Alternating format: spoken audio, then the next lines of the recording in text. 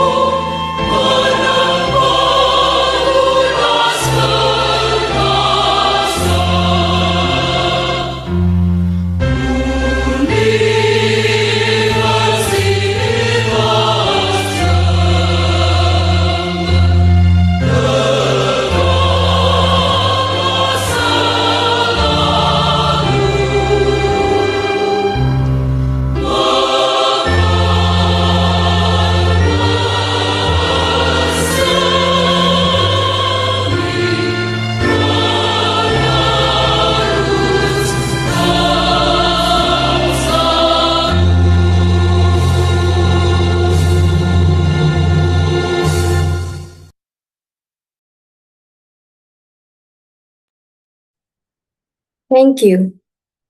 To begin this session with blessings and hope for fruitful discussion, let us briefly bow our heads for a moment of silence to pray. According to our belief, may this event be successful and beneficial for all of us. Thank you. Thank you. We will now move on to the next segment of our program. At the end of the event, there will be an attend session where those who attend will receive a certificate by scanning the barcode provided. The barcode will be displayed after all the presentation have been completed.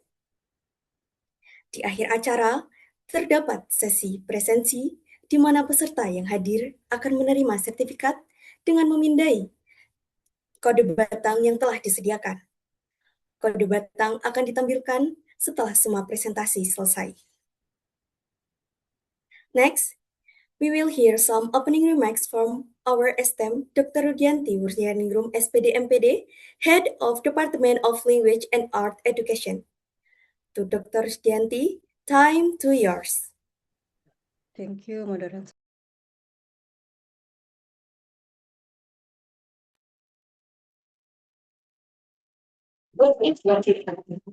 Bismillahirrahmanirrahim. Assalamualaikum warahmatullahi wabarakatuh. It is my great pleasure to welcome our distinguished speaker, Mr. Rakib, Mr. Kiki, and Ms. Onipa. Thank you for joining us today and for your willingness to join us today and for your willing to share your knowledge, experience, and insight with us. Your presence is truly an honor for us. This seminar is the second international organized by Study Program of Indonesian Language and Literature Education, Faculty of Education, University of Jember. We are grateful for this opportunity to learn, exchange ideas, and strengthen academic connection. As the head of department, I hope this seminar will lead to meaningful collaboration in the future. I also hope that our next international seminar can be held face-to-face, allowing us to meet and interact more closely. Thank you for our speaker, participant, and organizing committee. I wish you all fruitful seminar. Assalamualaikum warahmatullahi wabarakatuh.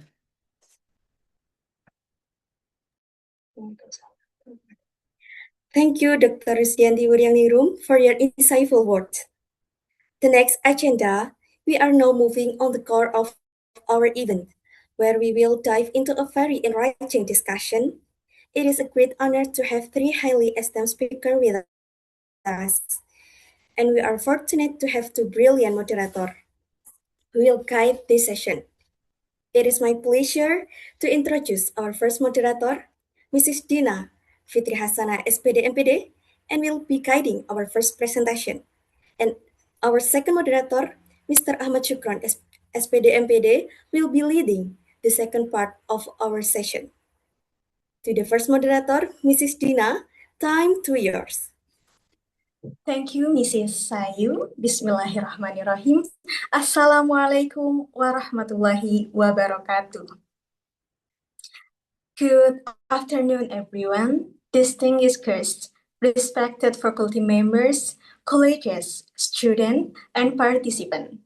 Welcome to today's international conference entitled National Language in the Digital Global Era, Identity, Policy, and Multilingual Education. My name is Dina Fitria Hasanah, and it is my pleasure to serve as the moderator for this session. Before we begin, I would like to warmly welcome our speaker. Good afternoon, Dr. Chaudhuri. May I ask how you are doing today? Good afternoon, Dina. Can you hear me? Yes, it's Okay, good clearly afternoon. clear. Very good to see you, Good Dina. I'm doing very well. Hello, everyone from Melbourne, Australia. It's 5 p.m. in the afternoon. Salamat sore. Is it sore? Oh, it's a great thing. Thank you, Dr. Chaudhuri. Okay, this is sore too in Indonesia, Mr. Rakib. Thank you. Thank you. Okay, we are delighted to have you with us and greatly appreciate your willingness to share your expert with our academic community.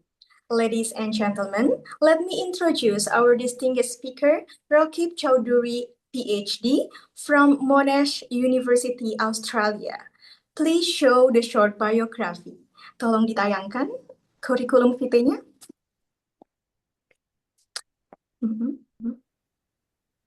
Okay, thank you. Dr. Chowdhury is a lecturer and researcher whose expertise encompasses multilingual education, language policy, linguistic identity, critical pedagogy, intercultural communication, and the implication of digital technologies and artificial intelligence for language learning and academic writing. Over the years, he has delivered keynote speeches and invited lectures at numerous international conferences and universities across Australia, Indonesia, Vietnam, China, and many other countries. His research and academic engagement continue to influence discussion on language, education, equality, and multilingualism across the Asia-Pacific region and beyond. Today, Dr. Chowdhury will share his insight on our conference theme. Ladies and gentlemen, please join me in welcoming Dr. Rakib Chowdhury. Dr. Chowdhury, the floor is yours. Okay, thank you, Dina. I'll share my screen. I think someone has to approve screen sharing for me. Yes. You can approve the request. I'll be Yes, you able to share. can start.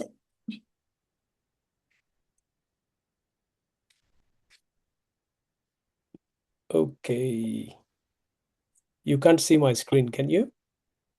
Wait a minute. Okay. Not yet, Allow. Mr. Sir. Yes, so now you can see my screen. Yes, it's clearly. Look. And can you see my slide as well, Dina? Yes. Okay, Yes, we can see clearly. that's very good. So let's get started. Good afternoon, everyone from Melbourne, Australia, and Assalamu alaikum wa rahmatullahi wa barakatuhu. Waalaikumsalam Waalaikumsalam. It's my great pleasure to be here at the International Conference with the title of National Languages in the Digital Global Era, Identity Policy and Multilingual Education. I'd just like to say a few thank yous before I get started. So first of all, thank you to Dr. Dian, who's my connection to Universitas Jember. Dr. Dian, thank you very much for inviting me. And of course, Dina, who's been taking care of all the correspondence for the last 2 to 3 weeks. Thank you very much, Dina. It's a Dr. pleasure. Istanti, thank you very much, Dr. Istanti, for your welcome message at the beginning. I would also like to acknowledge Dekan Pa Dr. Muhammad Naeem for officially inviting me, the MC Sayu and Shukran as well. I hope I have covered everyone. So it's my great pleasure to be here. As Dina was saying, I've engaged with Indonesia, many universities, but this is actually my first time with Universitas Jember, and hopefully not the last one. So as Dr. Istanti said, hopefully we will have more collaboration in the future. So great pleasure to be here. So let me get started. In alignment with the theme of the conference, you can see that I've chosen a topic which speaks to some of the core themes. So teaching English across difference, multilingual pedagogies, and inclusive practice for diverse Indonesian classrooms. So the key word here is diverse. So what do we mean by diversity? Normally, if I ask any English teacher or Bahasa Indonesia teacher about diversity, they would probably talk about students in terms of their linguistic background, their age, their cultural competence, things like that. If I ask what is diversity to someone who teaches at an international university such as Australia, where we have a lot of international students, it will have a very different answer. They will say diversity means where students come from, their nationality. their culture, their first language, how long they've been in Australia, things like that. So the meaning of diversity depends on the context. And one of the things I want to highlight in today's presentation is that when we talk about diversity, there is visible diversity, but there is also invisible diversity that we actually don't see in the classroom. So what is the reality of the classroom in Indonesia, in EFL classes? English is a foreign language, but also in language, in classes where, it's taught in Bahasa Indonesia, not in English. We know about large class sizes, limited resources, proficiency levels are diverse, and there is a lot of pressure from the curriculum. And that's why we have these familiar problems coming from lecturers and academics working in Indonesian universities. There's so much pressure and so many complaints coming from docents, coming from lecturers, coming from teachers, teaching staff, all of these things. And these pressures are so enormous and so persistent that we don't pay too much attention to diversity because it is difficult, because there is a lot of pressure. So we imagine and we pretend that everyone in our classroom is the same. In other words, we treat them not as diverse, but as homogeneous, as everyone is the same. Because if we treat everyone the same, that makes our job easier. And so diversity is often overlooked in real teaching scenarios, in real classrooms. Diversity is only important when we do research, but in teaching, we treat everyone the same. However, everyone is different. And the difference that I'm talking about here is not just the visible differences, it is also the invisible differences. And let me give you an example. These are two photos of my classroom at Monash University, and you can immediately see that it is very diverse. And if I ask you why you think this is diverse, you'd probably say because these students look like they are from different countries. And that is true. There are students here from Indonesia, Vietnam, China, Iran, Japan, and Korea, and all over the world, because that is very typical at Monash University. If you look at this photo here, you will see that you'll see me in the middle. This photo was taken in the last class of the semester. And you can see a spread of students from different countries. So that is diversity. But when we have diversity based on national identities, students coming from different countries, something very interesting happens. You can see that students from the same country and the same culture, they usually cluster together. So on that side, we saw the Vietnamese students. On this side, we are seeing the Chinese students. And in the middle together, we can see the Indonesian students. And I had one student from Iran, and there was no one from her country. So she's looking quite lost because she doesn't know whom to stand with. Okay, so what's the point here? The point is that when we are in a group that is diverse, we always try to cluster around people that are not diverse. We tend to be with people who are like us, who think like us, who have the shared cultural understanding that is similar, who have the same values and perspectives. And that's why we try to ignore the diversity and feel comfortable within the bubble that is homogeneous, that is not diverse. It's a very, very common phenomena.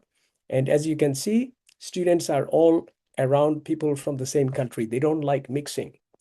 Now, when it comes to Indonesia, Indonesia is one of the most linguistically and culturally diverse country in the world. I've been to Indonesia many, many times. In fact, I'll be in Indonesia next week, and this will be my second trip in 2026. So, population is 290 million right now, 17,000 islands, more than 350 ethnic groups, more than 700 languages. It is very, very diverse. However, Indonesia's diversity is not homogeneous. So, for example, Javanese, is the majority ethnic language, followed by other languages such as Sundanese and Minangkabau, Maduris, and other languages as well. So it is actually not homogeneously distributed, the linguistic diversity in Indonesia. There is this book which came out in 2020 by Zain, and Zain talks about not diversity, but super diversity. And when we talk about super diversity, it's talking about all those diversity aspects that are not just visible, but the invisible diversity that is characteristic of learners who are from Indonesia, whether they study at Monash University or whether they study in their home country in Indonesia. So visible and invisible differences. What do I mean by invisible differences? I'll give you some examples in the next slides. But before that, I want to draw your attention to this quote by the post-colonial scholar Frantz Fanon, who said, "To speak a language is to take on a world, a culture," which means speaking a language is not just a communicative ability that makes you smarter and makes it easier to converse with people who don't speak a different language.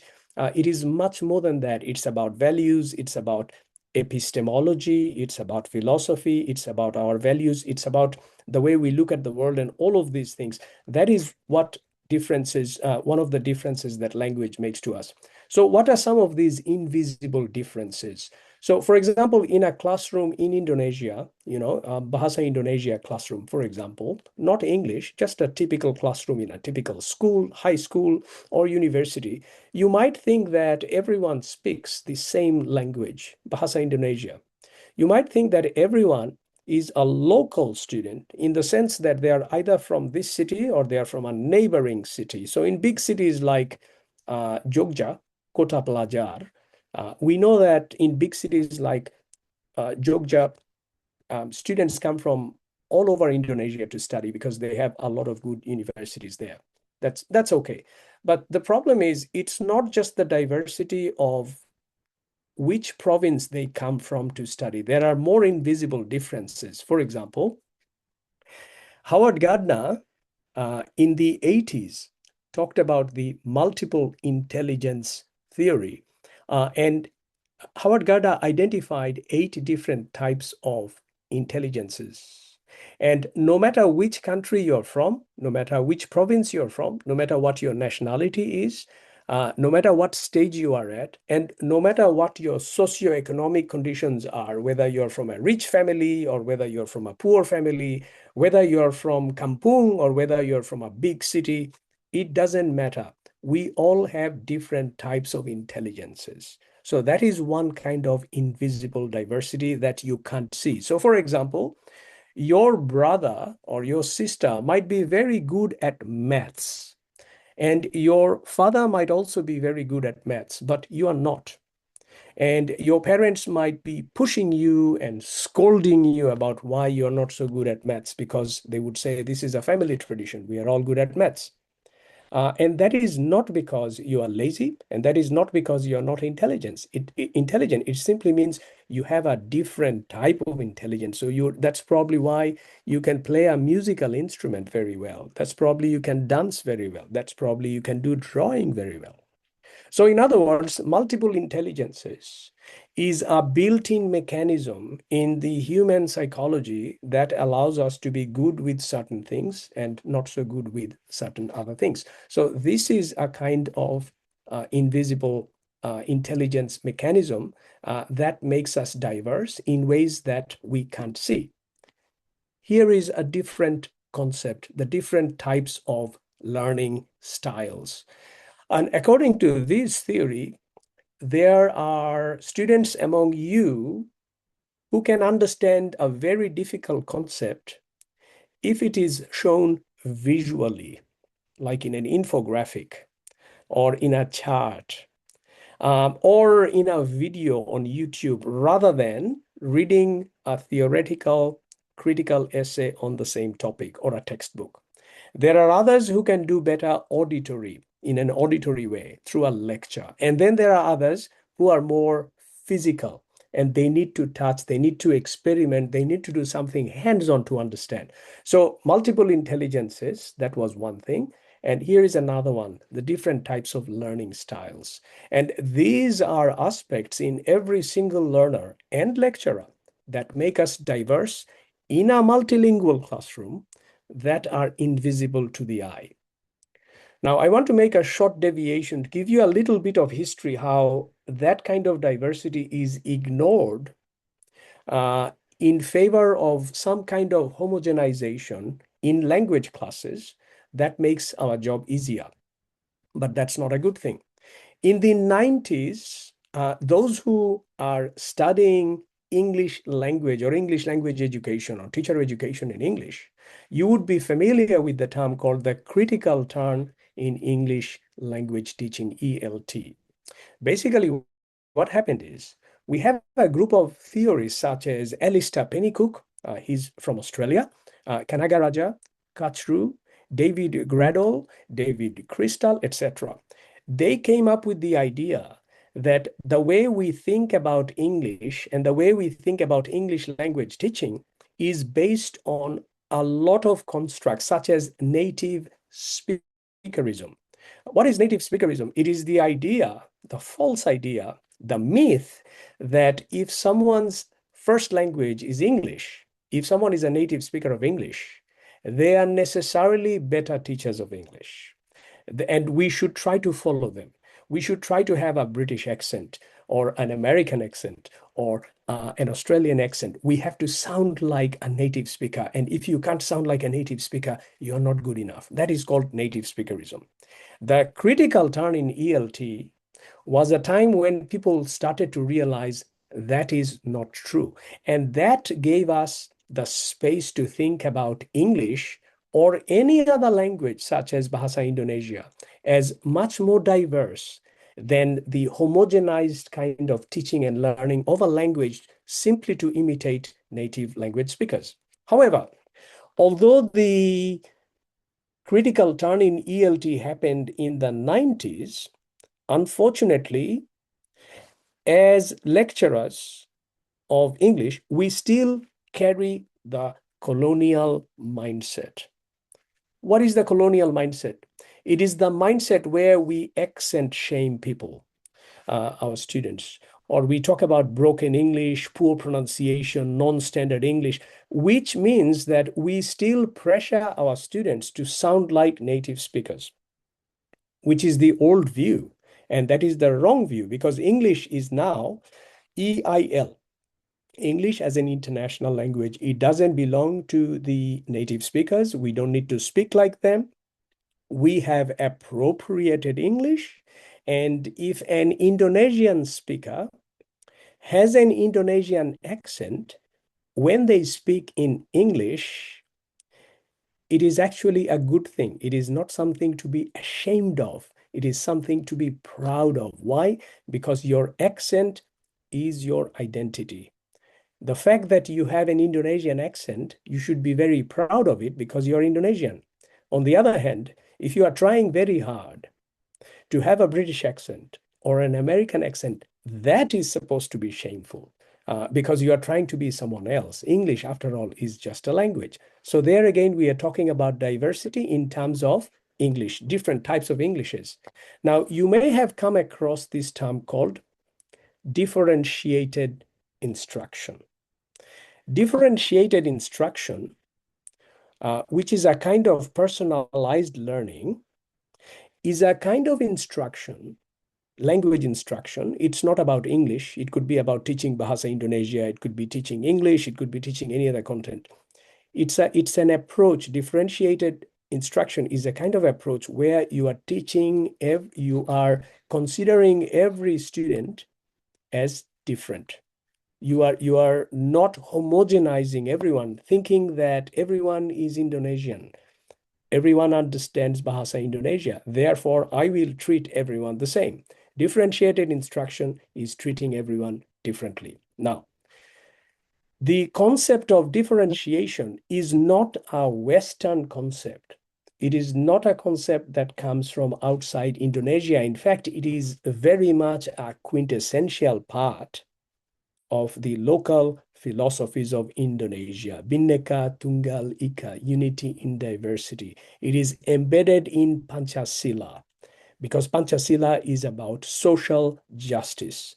So therefore, developing academically responsive classrooms is important for a country like Indonesia that is built on the twin values of fairness and social justice. So what is social justice? I'm sure you've seen these images, right? Dina, have you seen these images before? Not yet, sir. It's Okay, the so first time Dina, I tell see me, it. what do you think is the difference between equality and equity according to what you're seeing on screen, Dina? What do you think? Based on what I said, equality, we see one box each other, with mean three of them, just two who can watch the The play. game, yeah. Yes, but when it's equality, Yeah. there's a different Yeah. boxes of every person. So I think the main idea is equality is more we need in our social life. So we Exactly. can spread every fairness to everyone. Is it right, Mr.? Exactly. Dina, you've explained it very well. I think you can do the Thank you you. can do the rest of the keynote. I don't have to participate No, because you've no. explained it very well. I Yeah, just read it. thank you, Dina. So yes, Thank you. Dina is right. The difference between equality and equity is that in equality, we treat everyone in the same way, equally. So everyone is given a box to stand on so that they can look at and enjoy the game happening on the other side of the fence, okay? The problem with equality is if you give everyone the same thing, it doesn't benefit everyone because there is a height differential. They have different heights. So it's helping the boy with a red jersey is the only beneficiary. The blue jersey guy doesn't actually need a box because he's tall enough. And the purple jersey boy, actually, it doesn't make any difference. He needs two boxes, right? Whereas in equity, what you do is you take this box away from the tall guy and you give it to the short guy. So now in equity, the input is different, but the output is the same, which is better than equal input, unequal output. Okay, so the idea of social justice is based on equity, not equality.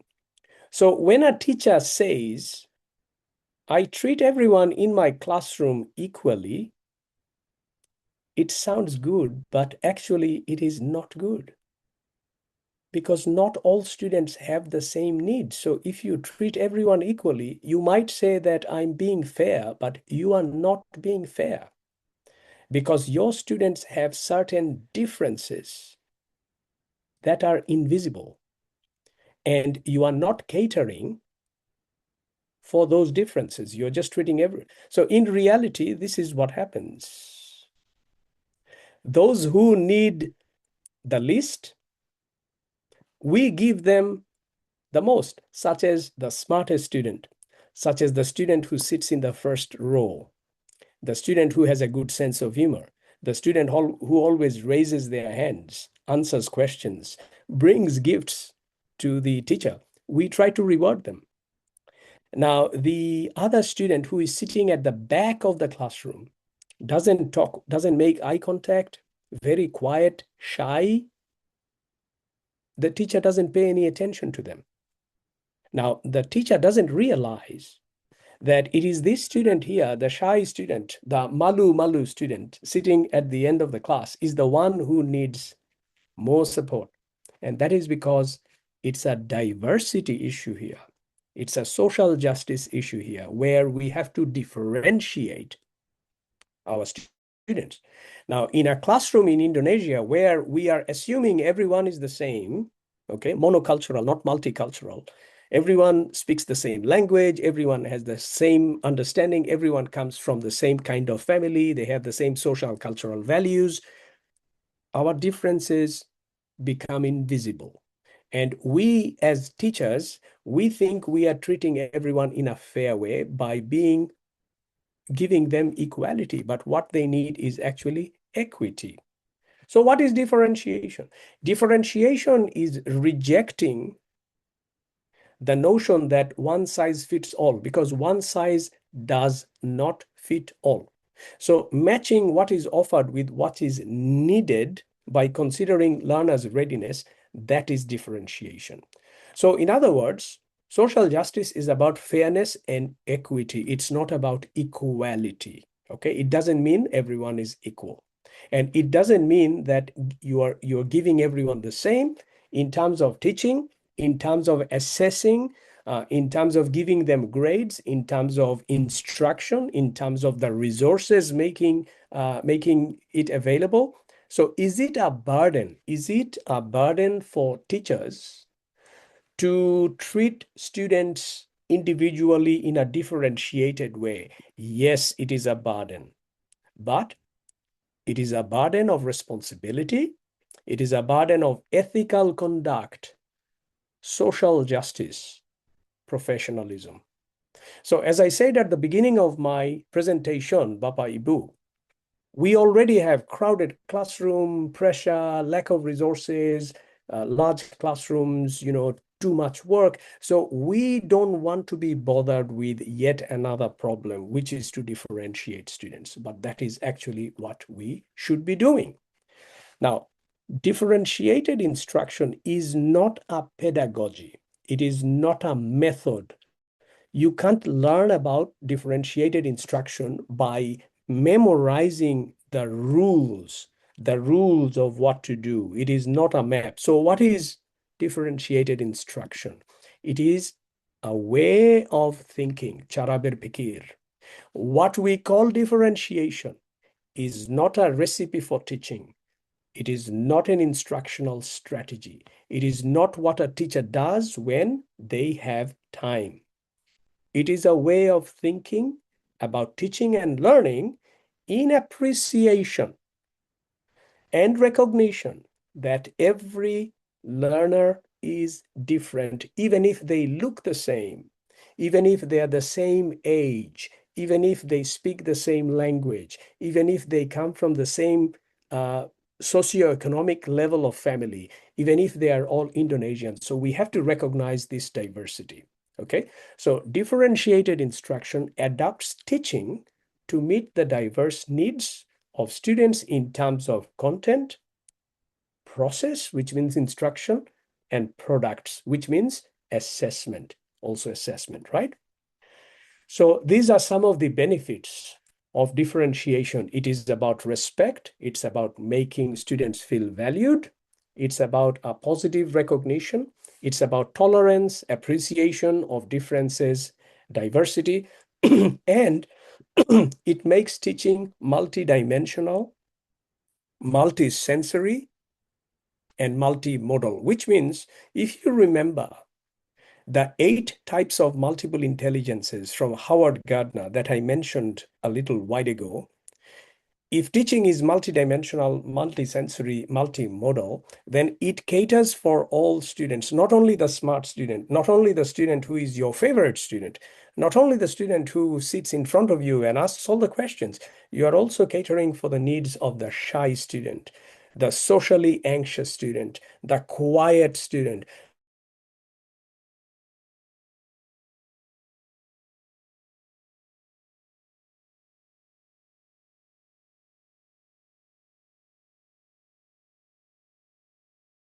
who are from Minangkabau or somewhere else. You are also considering the fact that they might be different in terms of they learn.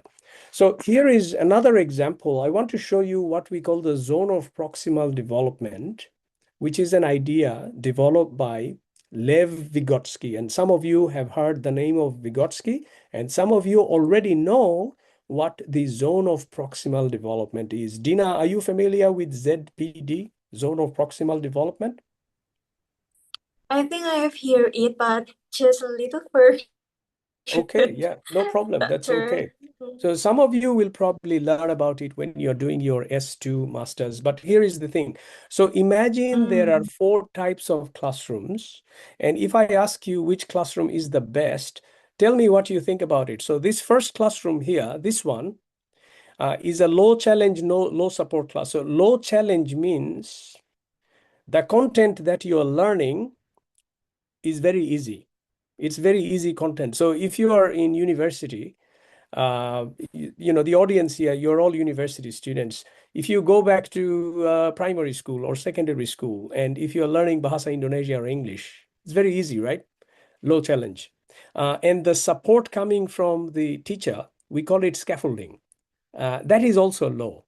So in other words, you're in a classroom where the topic is easy and the support from the teacher is also little, very, very little. So this would be a zone of boredom. It would be a very boring class. I mean, it's easy and there is no support. You don't even need support. That's fine.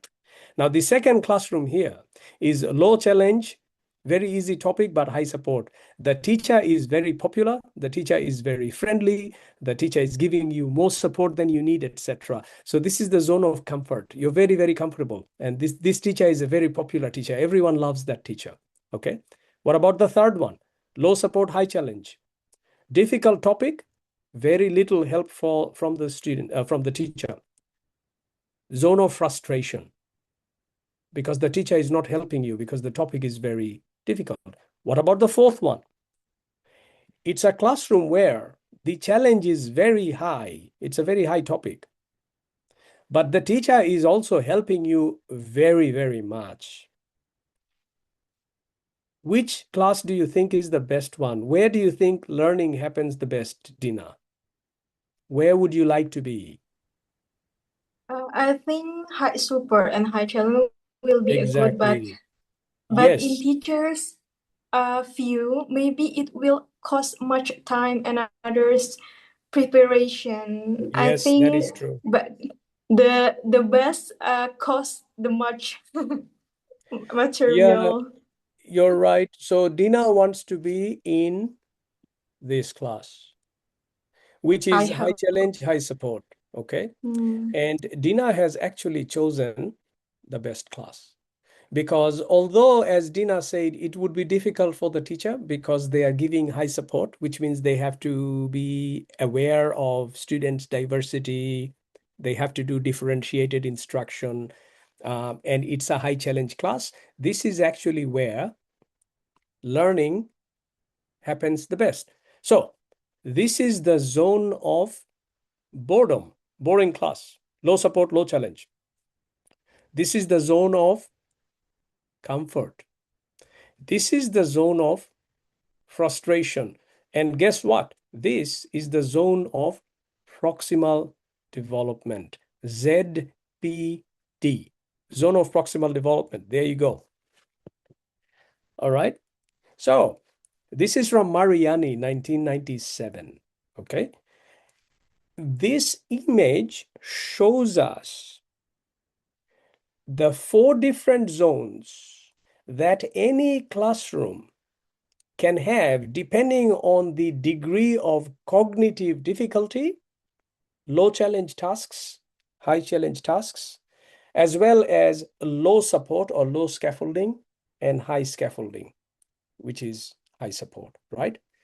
So the point I'm trying to make is for a classroom to be effective, especially a diverse classroom, to be effective, we have to constantly maintain the zone of proximal development by keeping the tasks suspended in high challenge, not making it too easy, but at the same time as teachers to help the students in a sustained way as well. So high challenge, high support all the time.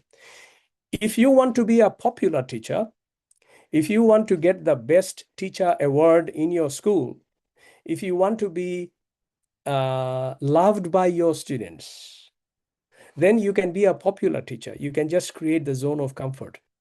But remember, if you create the zone of comfort, little learning will take place.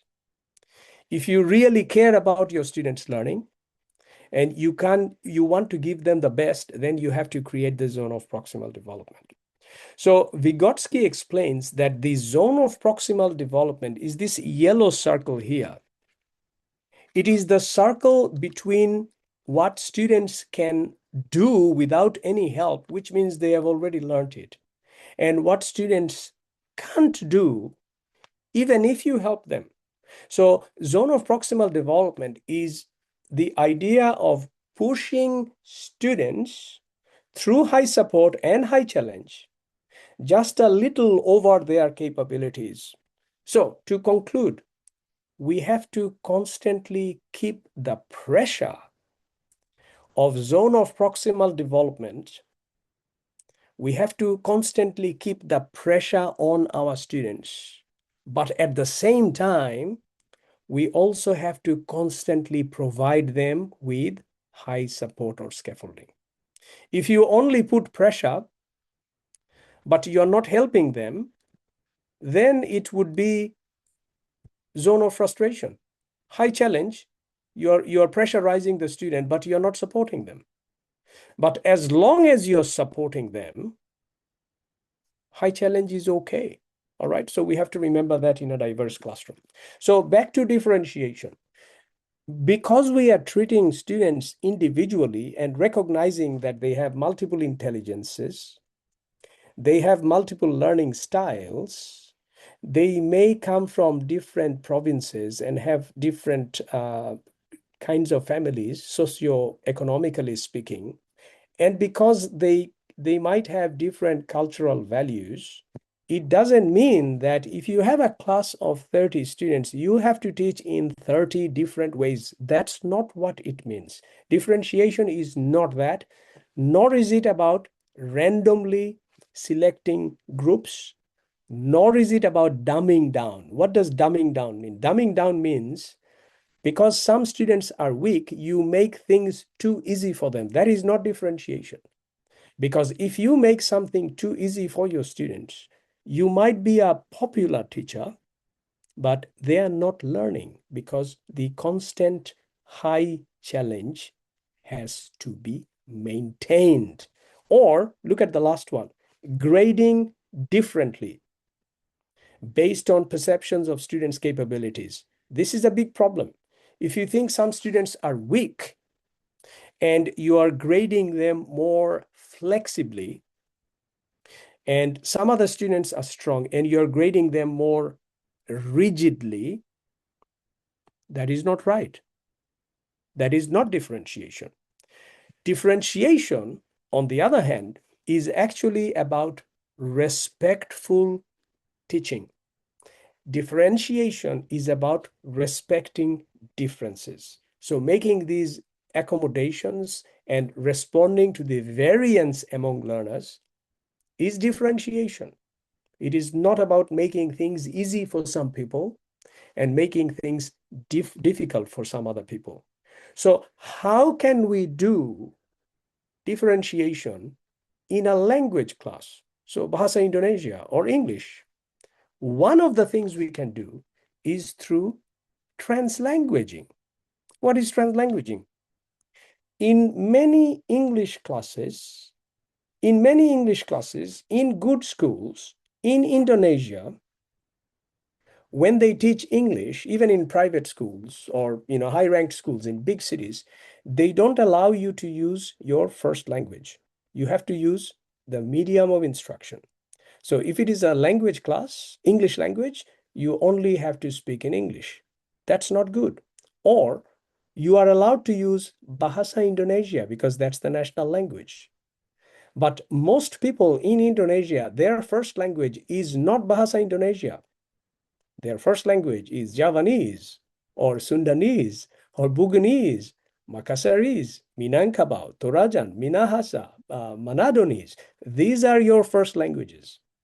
And there is a general tendency, according to research, that in Indonesia, the linguistic diversity of learners is not respected in the classroom. Everyone has to speak Bahasa Indonesia, even if Bahasa Indonesia is not your first language. It is your national language, but it is not your first language. There are less than 15% people in Indonesia, less than 15%, whose first language is Bahasa Indonesia. Everyone else speaks a different language. So we can differentiate our instruction in a class by being more responsive to two things. One is that everyone is different, okay?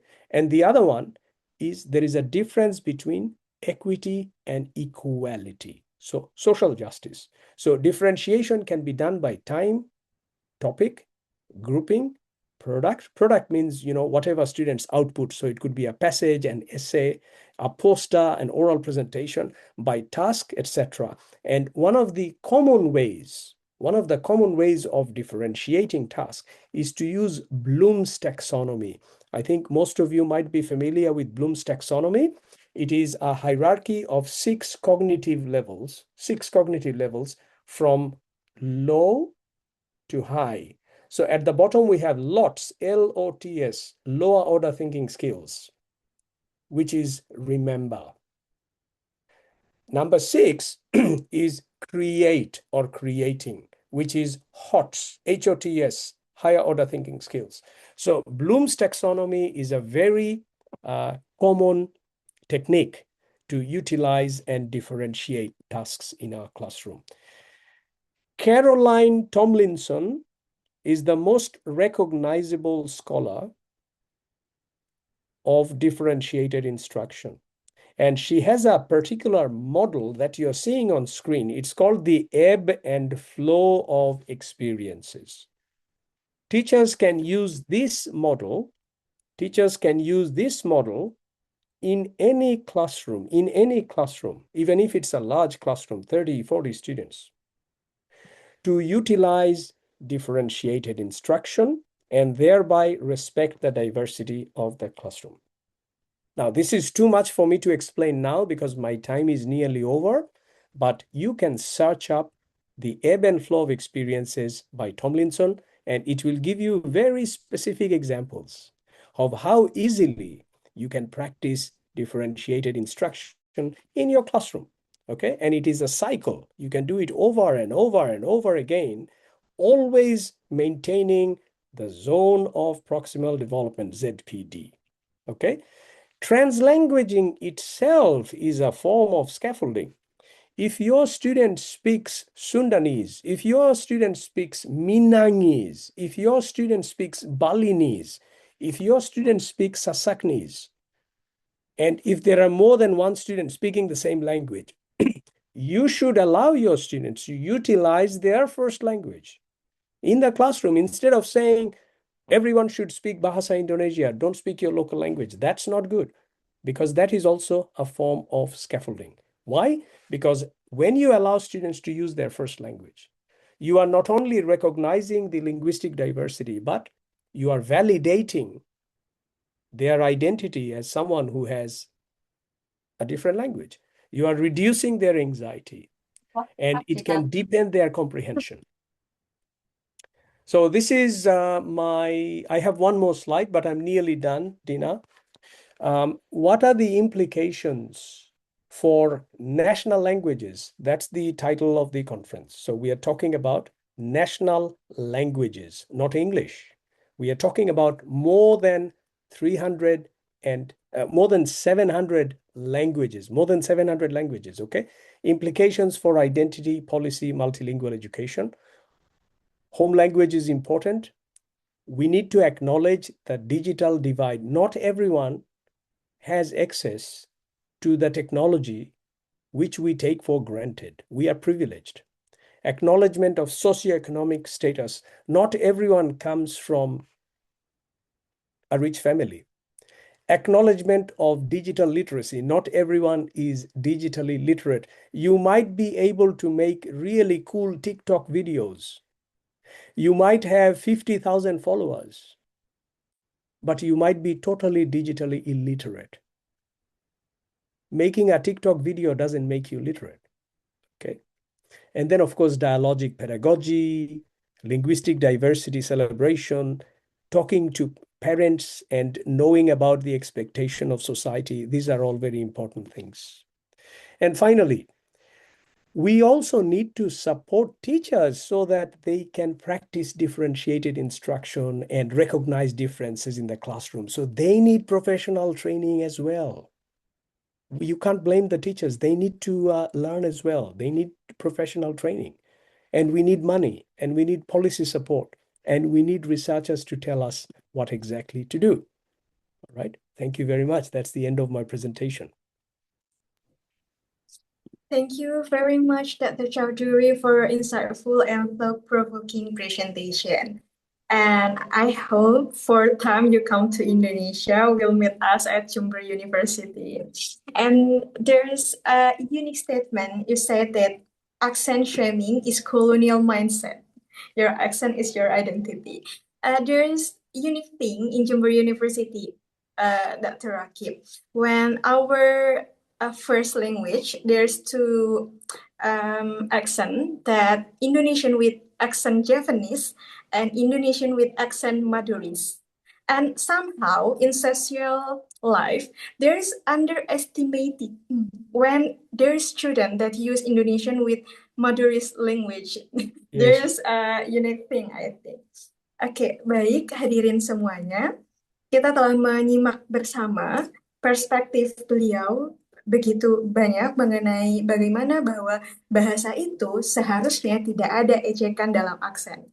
Yang mana kita harus bisa menerima setiap aksen bahasa kita ya, karena itu adalah identitas. Dan dalam pembelajaran kita membutuhkan biodiversity, yang mana pembelajaran diferensiasi itu berarti kita harus melakukan pembelajaran yang setara, begitu.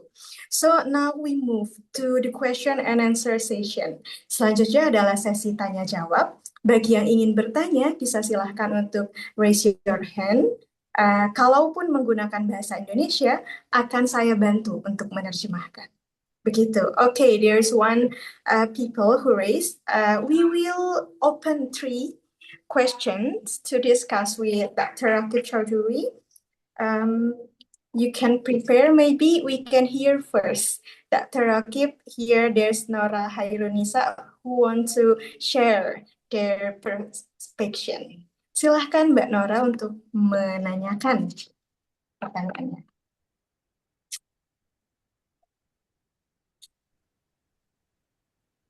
Thank you, Ms. Dina. Hello, good afternoon, distinguished speakers. My name is Nora Khairanisa. I'm from the Indonesian Language and Literature Education Department, University of Jember.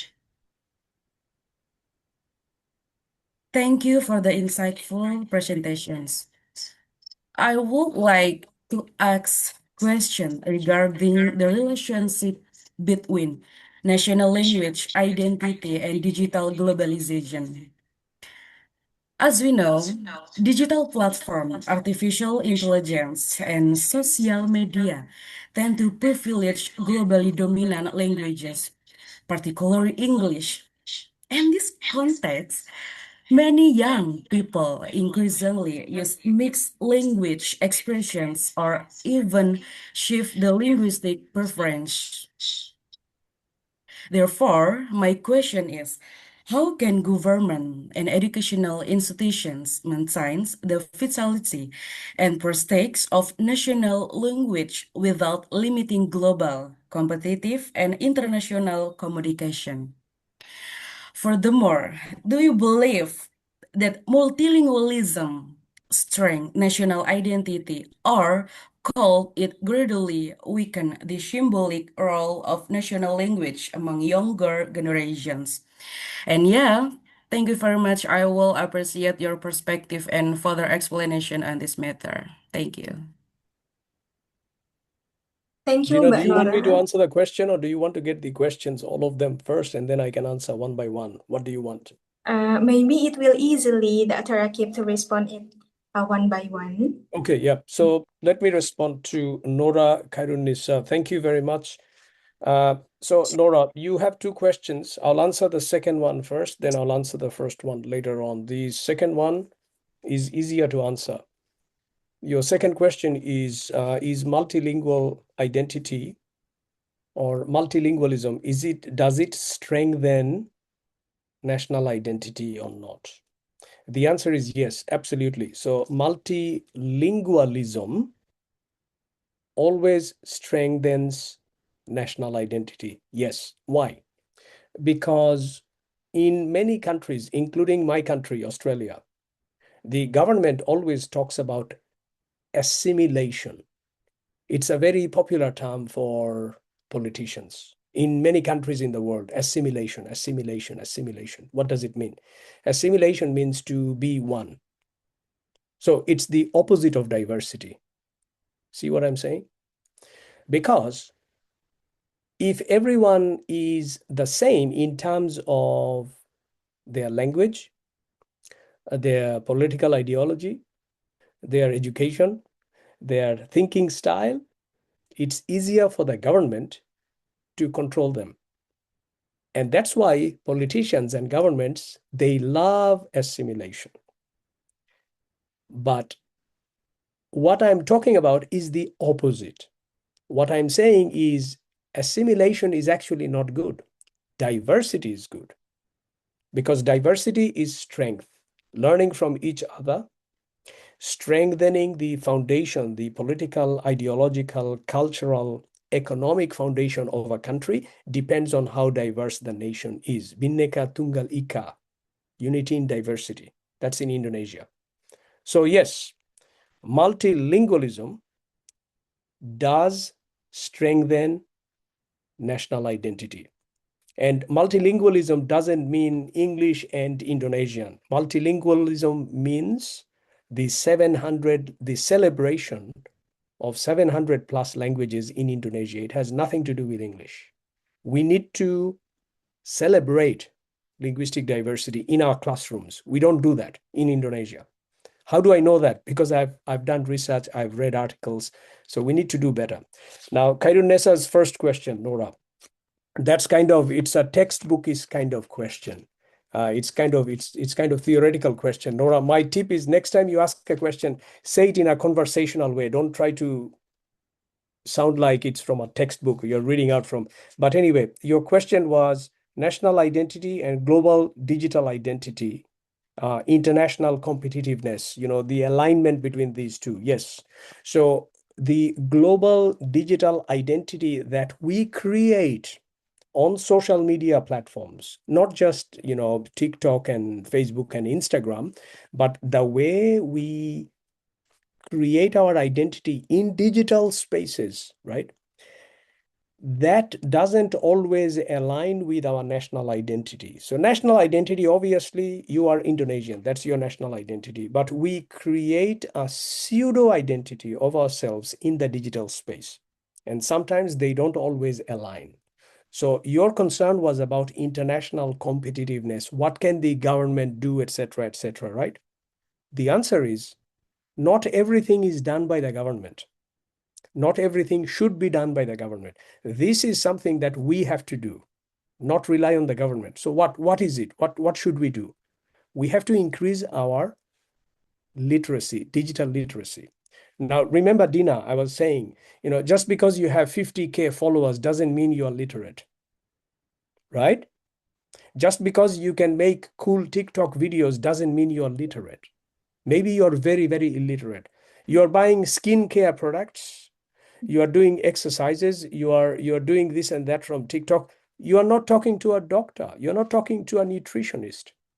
Any doctor, any nutritionist would say, you have to hydrate, drink more water, have a healthy diet. You don't need to buy a particular serum to make your skin glowing, like what is it called? Glass skin or whatever it is. These are trends. So it's a literacy issue. If you are an educated young person and instead of talking to the doctor or nutritionist, you are getting health advice from TikTok videos, from so-called influencers, that is your problem. That's not the government's problem. Okay. So that's how I would answer your question. We have to enhance our digital literacy and just be smarter. Okay, thank you for the response. I think it's much less than we can take over the answer. That's one of them is multilingualism is not a burden for national identity. It's just make a unique perspective of language. So we don't need to get all the same right, sir. We can be different and we can embrace our identity. That's the first. And the second problem, the second answer about literacy issue. It's just a nice perspective, I think. Jadi teman-teman tadi telah dipaparkan bahwa terkadang masalah kita itu bukan semuanya tanggung jawab pemerintah, namun kita juga harus mengambil peran dalam mengatasi isu-isu yang kita hadapi. Artinya perlu pengembangan diri. There's growth mindset that we need to solve any problem. Mungkin seperti itu. Baik, selanjutnya adakah yang ingin bertanya lagi? So you can raise your hand. Maybe teman-teman bisa menggunakan bahasa Indonesia. Saya akan mencoba untuk memaparkan pertanyaannya. Yes, they So, can ask questions in Bahasa Indonesia and Dina can help me translate it. I've been talking yes. about translanguaging, multilingualism, so don't feel afraid if you want to speak in your first language. No problem, most welcome. Yes, I said it to Dr. Akib. If a student want to ask it in Indonesia, I can translate it to you. Sure, very good. Yeah. Silahkan teman-teman jika ada yang ingin bertanya. Dina, Ya, I Ibu. want to give a response to Pak Rokib. Silahkan, Bu Okay, Dian. Pak Rokib, in our Pusat Bahasa, about 10 years ago, we use symbols, use proper and correct Indonesian. 10 years ago, but now Yeah. we have 3 gatra bangun bahasa or 3 pillar about bahasa. The first one is prioritizing Indonesian, preserving local languages, mastering foreign language. I think this is about global issue or about language cultivation. What do you mean about this pusat bahasa atau balai bahasa atau badan bahasa in Indonesia? Okay. Yeah, so some initiatives have been taken for that, right? So the greater recognition of linguistic diversity, cultural diversity, it's kind of part of that curriculum, right? Part of the curriculum. But the problem is the first time we use proper and correct Indonesian. Yes. Proper and correct Indonesian. It must be proper and correct. But now we just prioritizing Indonesian. So I think this is global issue that what you said, that global issue. Indonesian is not always about proper and correct, but to make responsibility to local language also. Okay, I think the sociolinguistic phenomena. It is, yeah, it is a sociolinguistic phenomena. And I think the point you're making is the tension between fluency and accuracy, or rather communication and sort of accuracy or being correct. So communication is always more important than accuracy. So it means we should be more tolerant with our students if they make any mistakes, right? We should be more tolerant about it, and we should allow them to use their first language other than Bahasa Indonesia. Yes, I agree with you. Yes, yes. So the point is Indonesian is first, local language is second, and the third Yes. is foreign language. Yes, yes, yes. Yeah, that's right. Yes. Baik, terima kasih Bu Dian. Next, maybe there's one to ask in Indonesian language is okay. Teman-teman silahkan jika ada ingin bertanya mengenai topik diskusi kita hari ini. Mas Rifki, Mbak Lisa, Mbak Talita, Mbak Anissa. Kenapa Mungkin jadi ada yang- lovely ya, Dina? Apa karena terkena isu skincare tadi di TikTok? Nah, terlalu mengena begitu. Iya. Mbak Aulia mungkin mau bertanya, silahkan. Baik, jangan malu-malu ya, mahasiswa saya. Our beloved student, give a question. I know that you have a lot of question to Mr. Rakib. Yeah. Yep. Actually, we are in day off, Mr. Rakib. Today is Islamic New Year. Oh, Satu so Muharram. today is a holiday, right? Yes, today is our So, holiday. are you guys mostly home? The Yes, students as yes, we well? are in home. Yes, we are. Okay. You don't So, get day off today? No? oh yes. So how far is Dian? As you know, I will be in Surabaya very soon. Okay, okay. How far is Jember University campus from Surabaya? That's problem. Jember, Surabaya to Jember is about 3 hours ya, Dina ya? 3 hours. Until 5 hours, I think. Oh, it's quite far. So is it But closer from Malang? Because I'll be in Malang as well. yeah, yes, closely to Malang ya, Dina. Yes, I think, Yeah, and it's more close warmly to in Malang. Malang because Yeah. Surabaya is so hot. So it's Oh good. yes, that's Surabaya right. is very So hot. I'll be in Semarang and then Surabaya, and then Malang and then Jogja. I'm coming on the 22nd. I'll be in Indonesia for 2 weeks. So if anyone mahasiswa, mahasiswi or dosen colleagues from Jember, if you want to catch up with me, have a coffee, let me know. Oh, Of really? course. I love Indonesian coffee. It's the best in the world. Oh, I, okay. I think Mr. Rakib and Budian will match if talk about coffee because Budian so loved coffee too. Right, that's good. That's good. Yeah, so Diane and I can have some coffee together. Kopi, is there kopi Jembar Asli Yes, we have specific khas coffee. We have specific coffee, and then local coffee? we have the research about the coffee. Oh, that's Research very center good. about the coffee. No problem about the coffee. So don't worry about the coffee. So you see, Dina, our Q&A is now all about coffee, not about differentiated instruction. It's different topic again. Yeah. Okay, I think it's adakah yang ingin bertanya teman-teman? Tidak ada.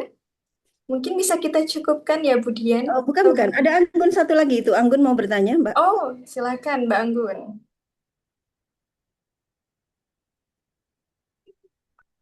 There is one person that want to ask. Yes. Mbak Anggun, silakan.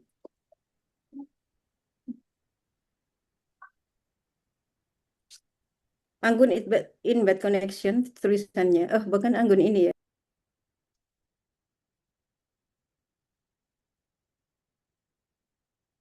So most students in the audience, are they undergraduate or masters? S1, S2? Most of them? S1. Okay, undergraduate, right? Yes. Okay. And are they Um, from which faculty or department? Program Study of Indonesian Language and Literature Education. Okay, yeah. Bahasa dan Sastra. That's right. If it's Q&A session, Dr. Rakib, I think there's a specific problem when we ask, is there any question?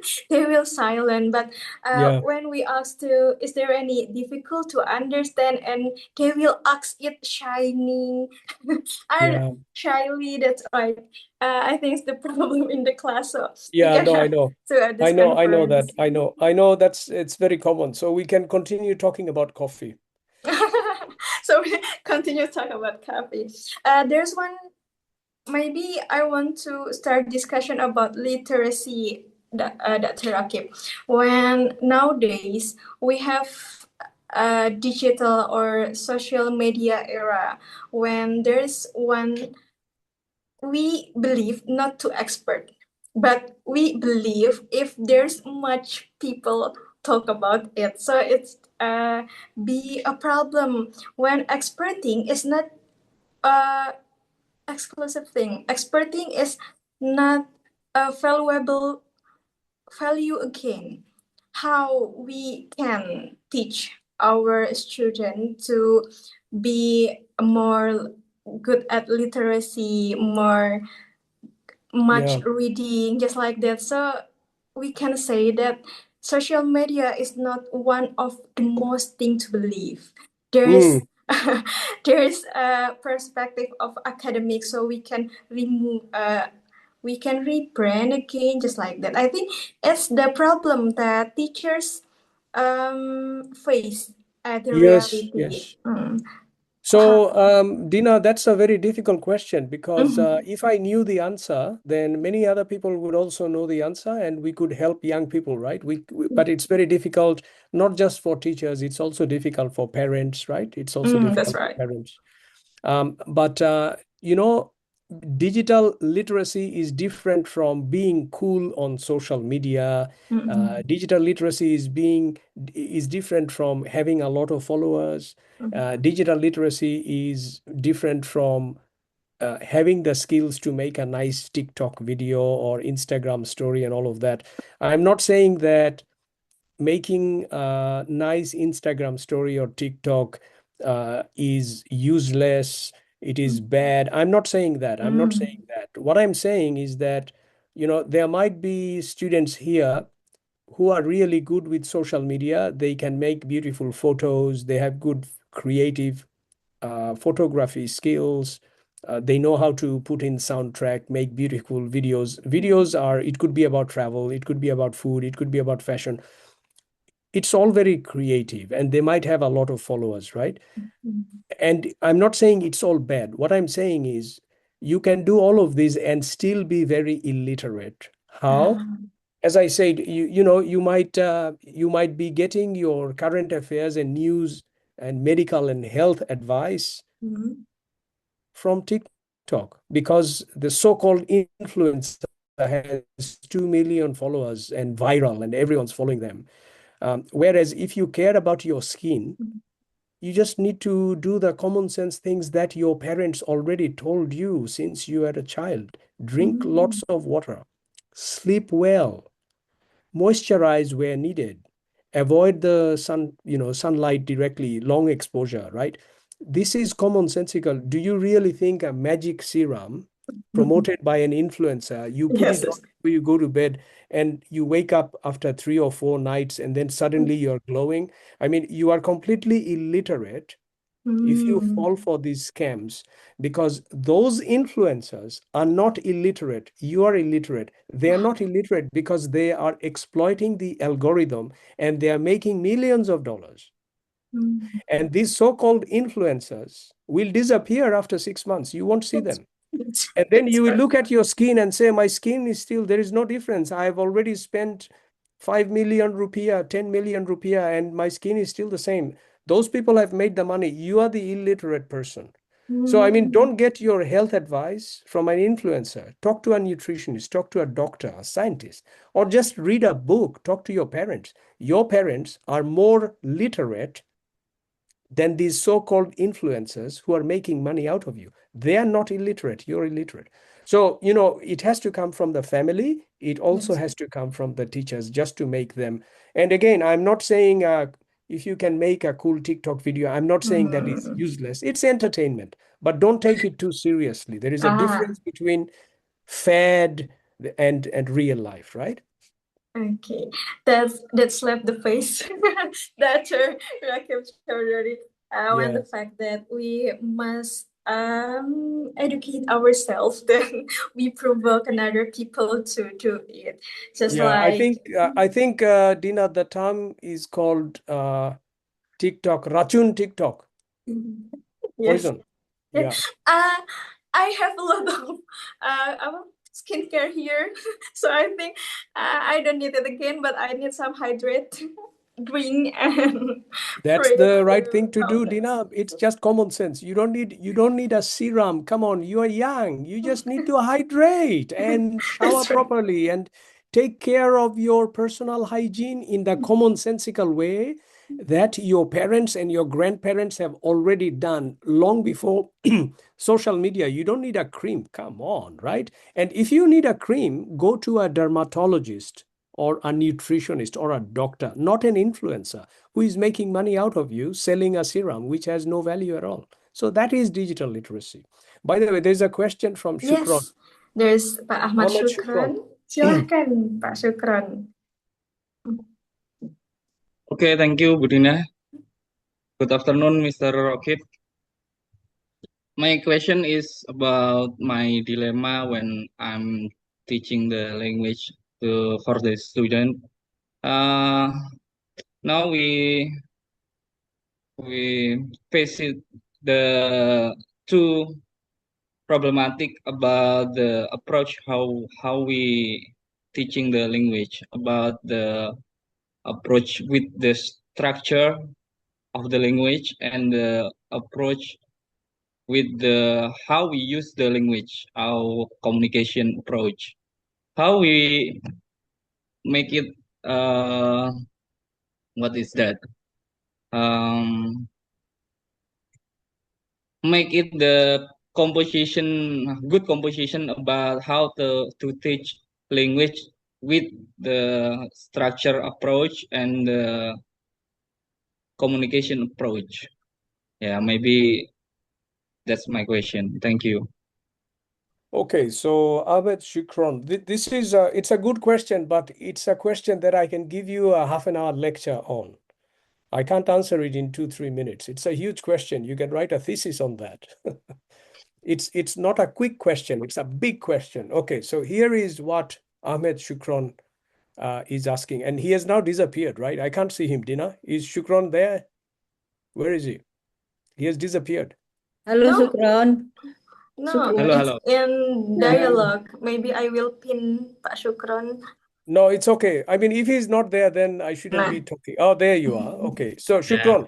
So Shukran, it's a very good question, very important question, but this is a very broad question. It's a very big question. It's not suitable for a 5-minute Q&A. Anyway, this is what he's asking.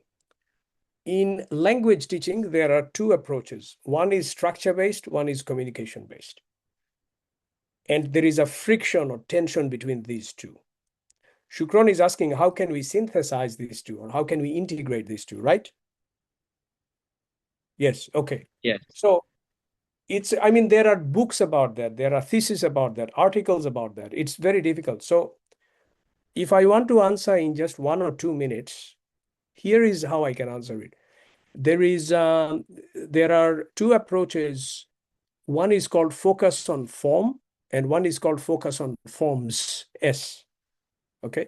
The traditional approach, which used to be popular until the 90s and in the 80s, is called focus on forms. That's a grammar-based system where you have to teach grammatical items. So you have to teach the simple sentence first, then compound sentence, then complex sentence. You have to teach present simple first, then present continuous, then present perfect, then present perfect continuous. So you can't break this line. So that's the structured approach, right? Now, when communicative language teaching became popular in the 90s, the structured approach was replaced by the communicative approach. And that was more about meaning, communication, right? Not about the grammatical rules. So you are asking which one is better. It's not about which one is better. We need both. At the initial level of teaching a foreign language, a structured approach might be better than a communicative approach. But when students have already learned a foreign language for 2 or 3 years based on a structural system first, then it is good to switch over to the communicative approach.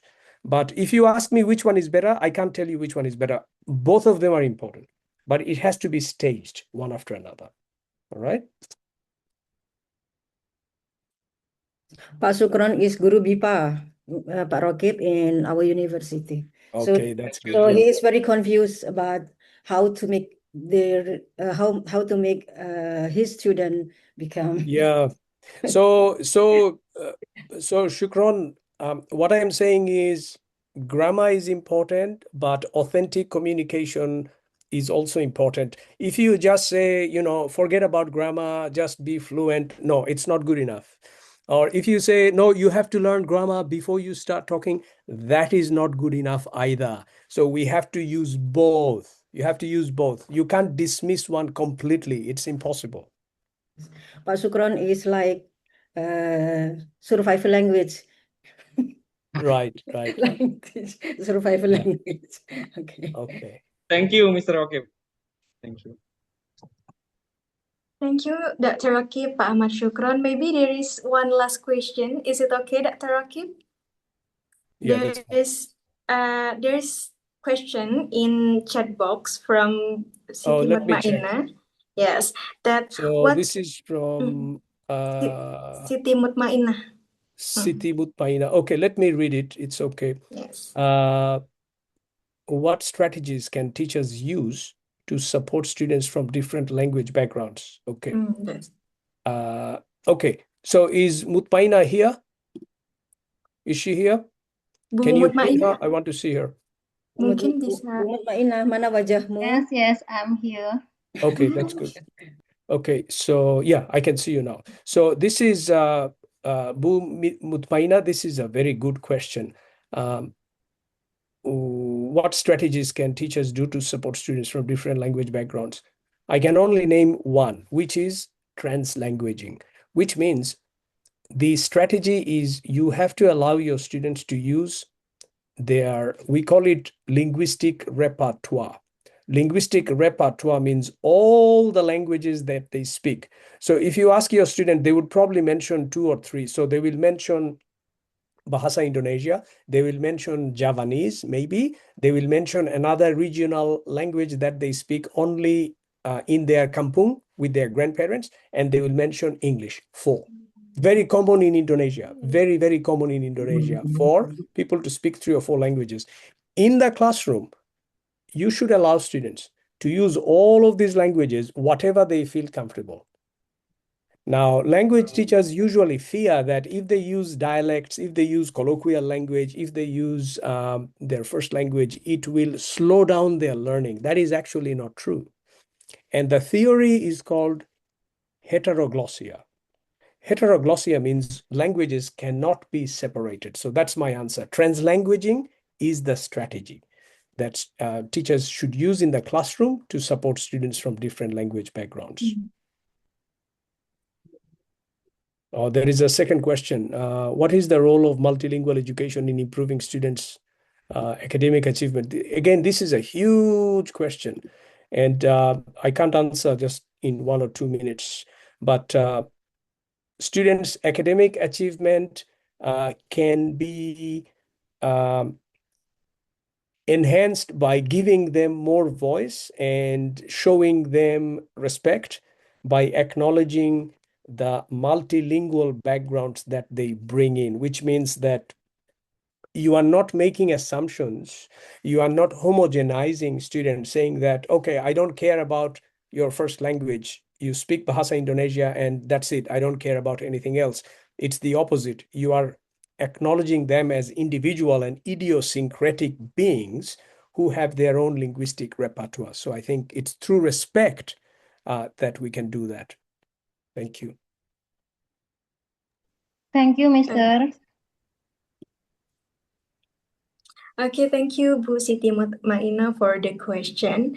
That's all for the Q&A session. Thank you so Any much other for all. question about coffee?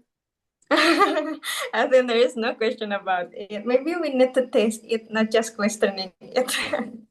Okay.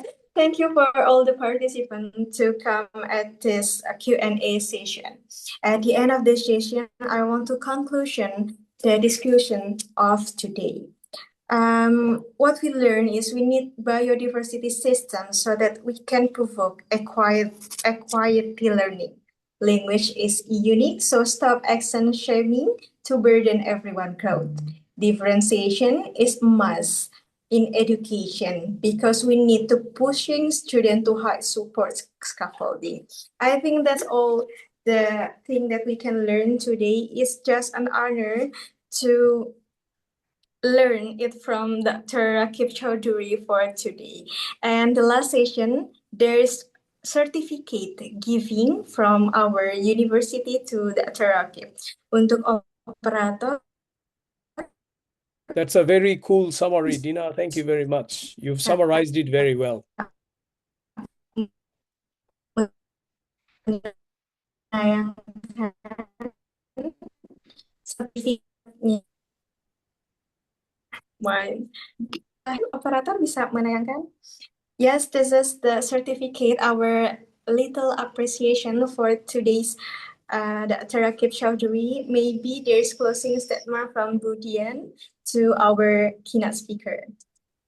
Budian, mungkin ada yang ingin disampaikan sebagai penutup untuk keynote speaker kita?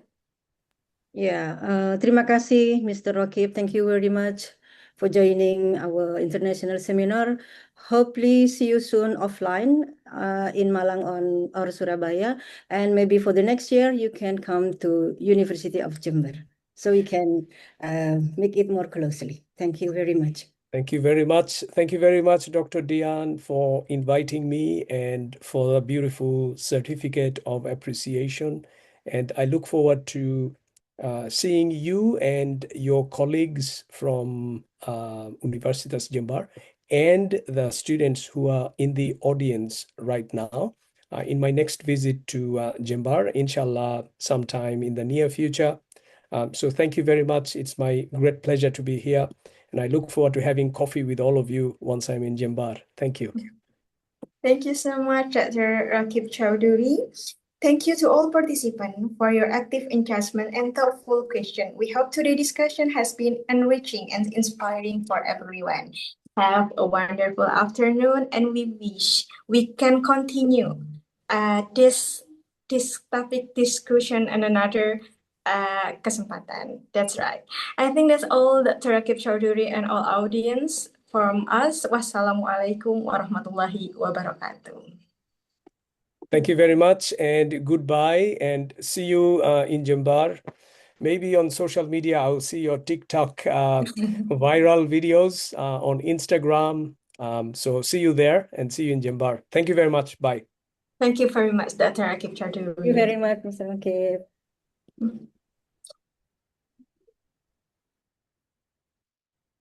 Thank you, Mrs. Dina, for guiding the discussion with the first speakers. And thank you, Mr. Rakib Chowdhury, for that incredible insightful presentation. The next agenda is the second session with Mr. Ahmad Shukran, SPD MPD, as a moderator. To Mr. Ahmad Shukran, time to yours. Okay, thank you. Nothing coffee session, Budina. The coffee, kopinya bikin sendiri. Nih. I read the rundown. There is a coffee session with pecel session. Pecel ke Madiun. Aduh, ya, makasih Pak Arif kiriman pecelnya. Don't give me a burden.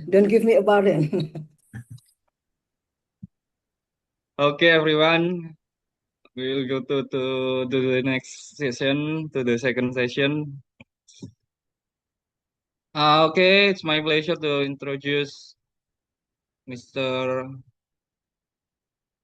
Wait. Kiki Julie Anggoro. Why you for? Yeah, Mr. Kiki Julie Anggoro, PhD, and Miss Onipa Tai Pansamut, PhD, from Malailak University. Okay, Assalamualaikum warahmatullahi wabarakatuh. Good afternoon from Indonesia, distinguished guests, colleagues, and participants. My name is Ahmad Sukron. It's a great day. It's a great honor for me as moderator to moderate the second session of today's international conference. In this session, we are honored to welcome to distinguished lecturer from Malailak University, Thailand, who will share their expertise and perspective on language education and multilingualism in contemporary education context. Okay, let's begin with our first speaker. Our first speaker session is Mr. Kiki Julie Anggoro, PhD, FHEA from Malailak University. Let me to read the curriculum vitae. Budina, can I share the document? Mungkin Okay, thank you.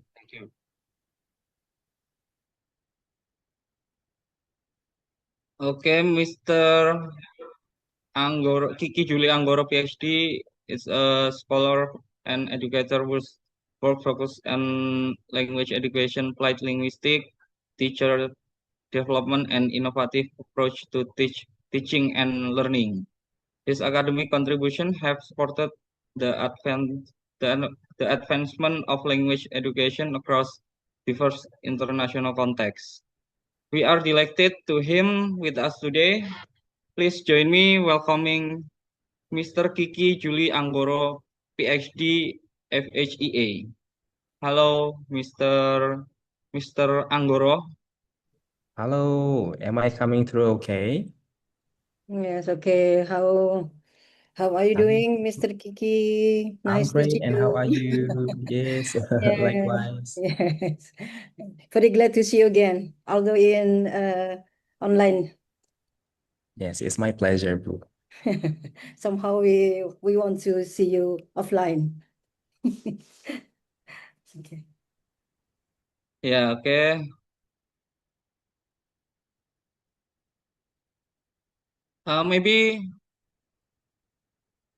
the operator can pin just Mr. Anggoro.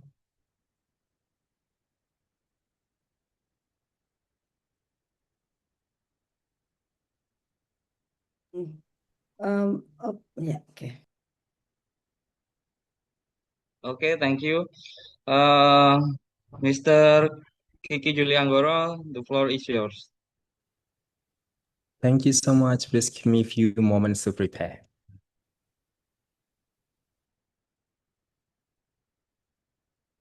Mungkin layarnya bisa ditutup dulu.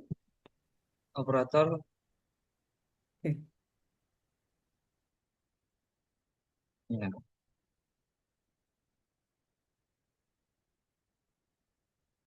Hello, can you see my screen? Yes, Can you we are, see my Mr. slides? Yes. We can. Okay. Right, so I think I will start, yes. So good afternoon, everyone. So thank you so much once again for inviting me to this international conference.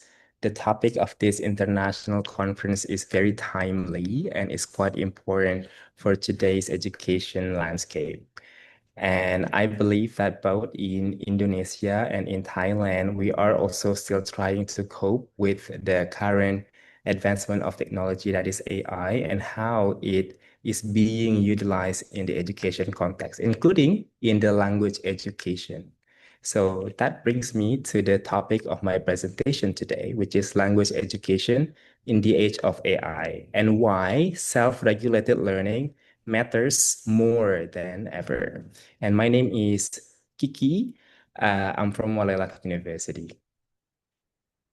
Before I start my presentation, I would like to declare my AIU. So all the ideas, arguments, and intellectual content in this presentation are entirely my own. However, the design and visual layout have been beautified with the assistance of AI.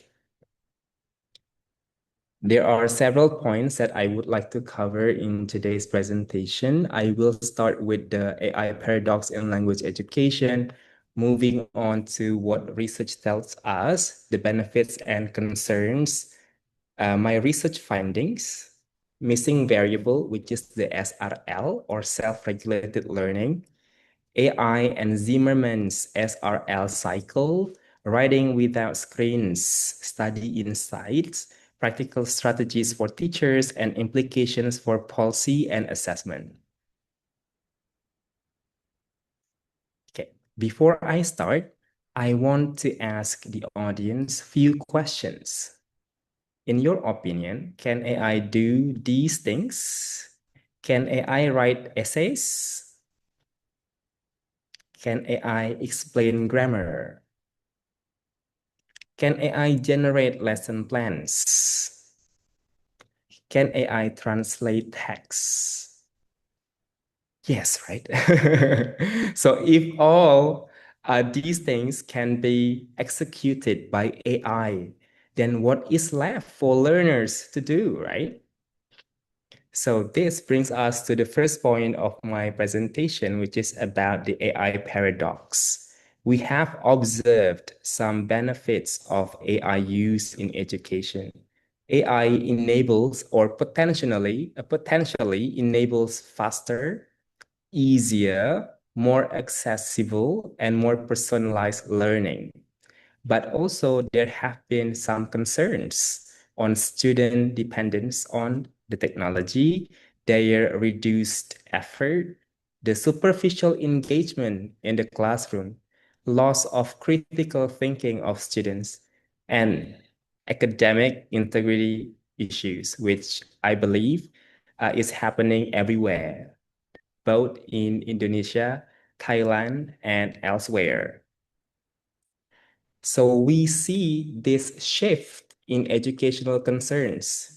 In the past, our challenges included lack of information, lack of resources, limited access to experts, restricted learning opportunities, geographical and financial barriers. But today, well, almost unlimited access, right? In many parts of the world. So the problem in these parts of the world is no longer access. The challenge that we have observed is whether or not the students or the learners can use the technology wisely. Can students regulate themselves?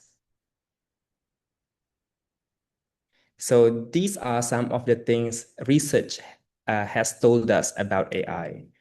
AI holds great potential in language education, but it also raises serious concerns among educators and researchers worldwide.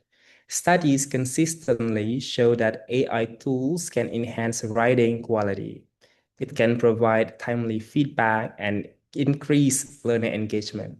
However, we also have some risk such as the over-reliance, reduced cognitive effort, and declining learner agency. So the central question emerging from current scholarship is, under what conditions does AI truly support learning rather than replace it? These are some of the findings from recent studies from Mahapatra, Barrett, and Xiao. So they found that, among others, okay, AI can improve writing quality. AI can enhance grammatical accuracy. AI can help develop students' vocabulary skills, and it can improve their confidence when using a language. However, research has also reported some drawbacks. The integration of AI in language education introduces serious pedagogical challenges that educators must urgently address, including over-reliance on AI, reduced cognitive effort, academic integrity issues, and declining critical thinking. I myself am a researcher in the intersection of technology and language education. And therefore, one of my research interests, one of my research topics is how to use AI in a healthy manner in language education. My own study reveals patterns that echo the broader research landscape, confirming both the promise and the persistent challenges of AI integration in language education classrooms. Well, AI reduces lesson preparation time significantly, which is good for teachers, right? It can increase personalization and learner engagement, but persistent challenges still exist, especially concerning self-regulation and students' internal motivation to learn something. The students lack metacognitive awareness for doing goal setting, for doing self-reflections on what they have learned. And therefore, there is this missing variable that we need to address. So how do we develop learners who use AI responsibly and strategically? One way, in my opinion, is self-regulated learning. I believe that self-regulated learning, or SRL, is the key competency in the AI era. This variable determines whether AI empowers or undermines a learner. So what is SRL? Have you heard of SRL before? I hope you have. So SRL is the process by which learners actively manage their own learning, setting goals, planning strategies, monitoring progress, and reflecting on outcomes. Rather than passively receiving information, SRL learners take ownership of their learning process as active, intentional agents of their own growth. In SRL, we usually start with goal setting. Learners define clear, specific learning objectives and establish purposeful targets that guide their study direction and effort. After goal setting, they start planning their own learning activities. Learners select appropriate strategies, organize resources, and schedule tasks to achieve their learning goals effectively. This part is usually assisted by the teachers or the schools or other educational institutions. After planning their own learning activities with the guidance from the teachers, they move to the next phase, which is the monitoring. So learners continuously track their own comprehension. They identify gaps in knowledge and adjust their approach when difficulties arise. And lastly, the last step in SRL is reflect. So after goal setting, planning, and monitoring, they reflect on their own outcomes. They make their own assessments and investigate whether goals were met. And if not met, or if there are some refinements that they need to do, then they will do those refinements. Okay, so that is SRL and the steps. SRL is originally constructed by Zimmerman. So in Zimmerman, there are 3 phases. The forethought phase, which includes the goal setting and the planning, the performance phase or the monitoring, and the last phase, which is the reflection. So AI influences across phases. So at every phase, we see that AI can support or undermine SRL. The key question right now is, are students regulating themselves or delegating regulation to AI? So why SRL matters more in the era of AI? Before AI, students struggle due to limited support, right? Scarce resources and restricted access to expertise. Learning demanded persistence, independent effort, and self-direction. But now with AI, well, they have access to instant explanations, summaries, answers, feedback if they want, and even completed assignments are available on demand anytime and anywhere. So the key implication from this is that the nature of learning has fundamentally changed now. When AI removes struggle, self-regulation becomes the defining skill that separates true learning from passive consumption. So this is the new educational question. So the old question was, how can students access information? But the new question is, what will students do when information is instantly available? The nature of learning has fundamentally shifted. So access is no longer the barrier, right? Purposeful, self-directed engagement is now the barrier. Whether or not the students want to do this, whether or not the students have that internal drive to learn using technology that is accessible anytime, anywhere. In the AI era, the real challenge is not finding answers. It is knowing what to do with them. Self-regulation defines this difference. So I have a question for the audience. Do you agree with this statement? AI amplifies existing learning habits. Strong self-regulated learners benefit. Weak self-regulated learners risk dependency. The tool itself, the technology, AI, is neutral. The learner makes the difference. What do you think? So I have conducted some studies that are related to the use of AI in my language classrooms. One study is called Writing Without Screens. So I wanted to explore what happened when language learners wrote without digital tools, AI assistants, or internet-connected devices. And as AI tools became embedded in everyday academic tasks, the study examined whether removing digital scaffolding revealed gaps in learner self-regulation and writing process awareness. From this study, I found that, well, in the beginning, because my students, they are digital natives, right? So they are used to interacting with digital technologies. So initial reactions when the digital technologies, including AI, were removed, included discomfort, frustration, and increased effort.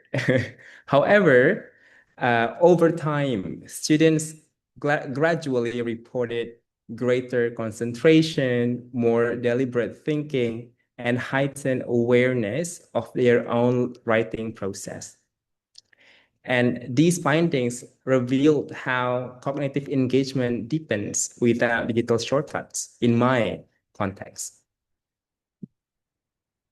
And these are some of the interpretations that I made. One, learning demands cognitive effort, reflection, monitoring, and deliberate decision-making.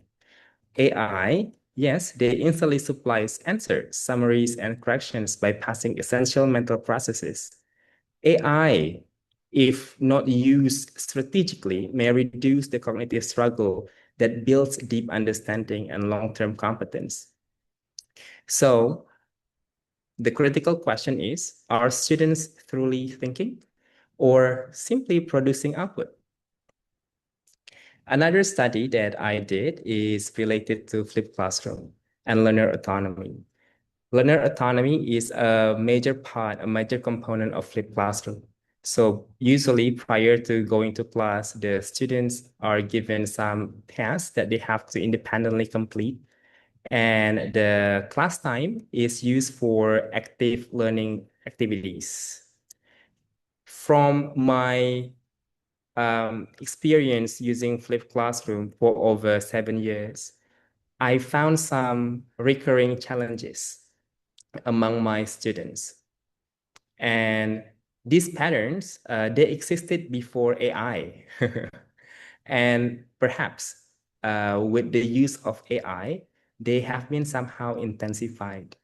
So some of these challenges include procrastination of students, their passive habits and low agency, weak time management, and limited preparation. So these are some, this is a major insight from the research. So the greatest threat is or may not be AI or the digital technology itself. It is powerful AI combined with weak self-regulation. When learners lack self-regulation skills, AI does not empower them. AI replaces their thinking entirely. So strong self-regulated learning plus AI becomes empowerment. But weak SRL plus AI results in dependency. So as educators, as teachers, what should we do? So we need to shift the goal.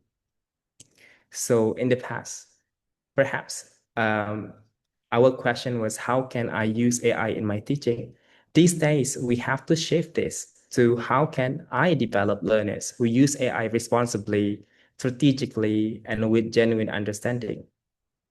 The goal is not AI adoption. Well, the students, they are good with the digital technologies. Well, I can say that my students are better than me at using technologies, including AI. So that is not the goal. It's not AI adoption, but the goal is and has always been learner development. Are the students learning or not?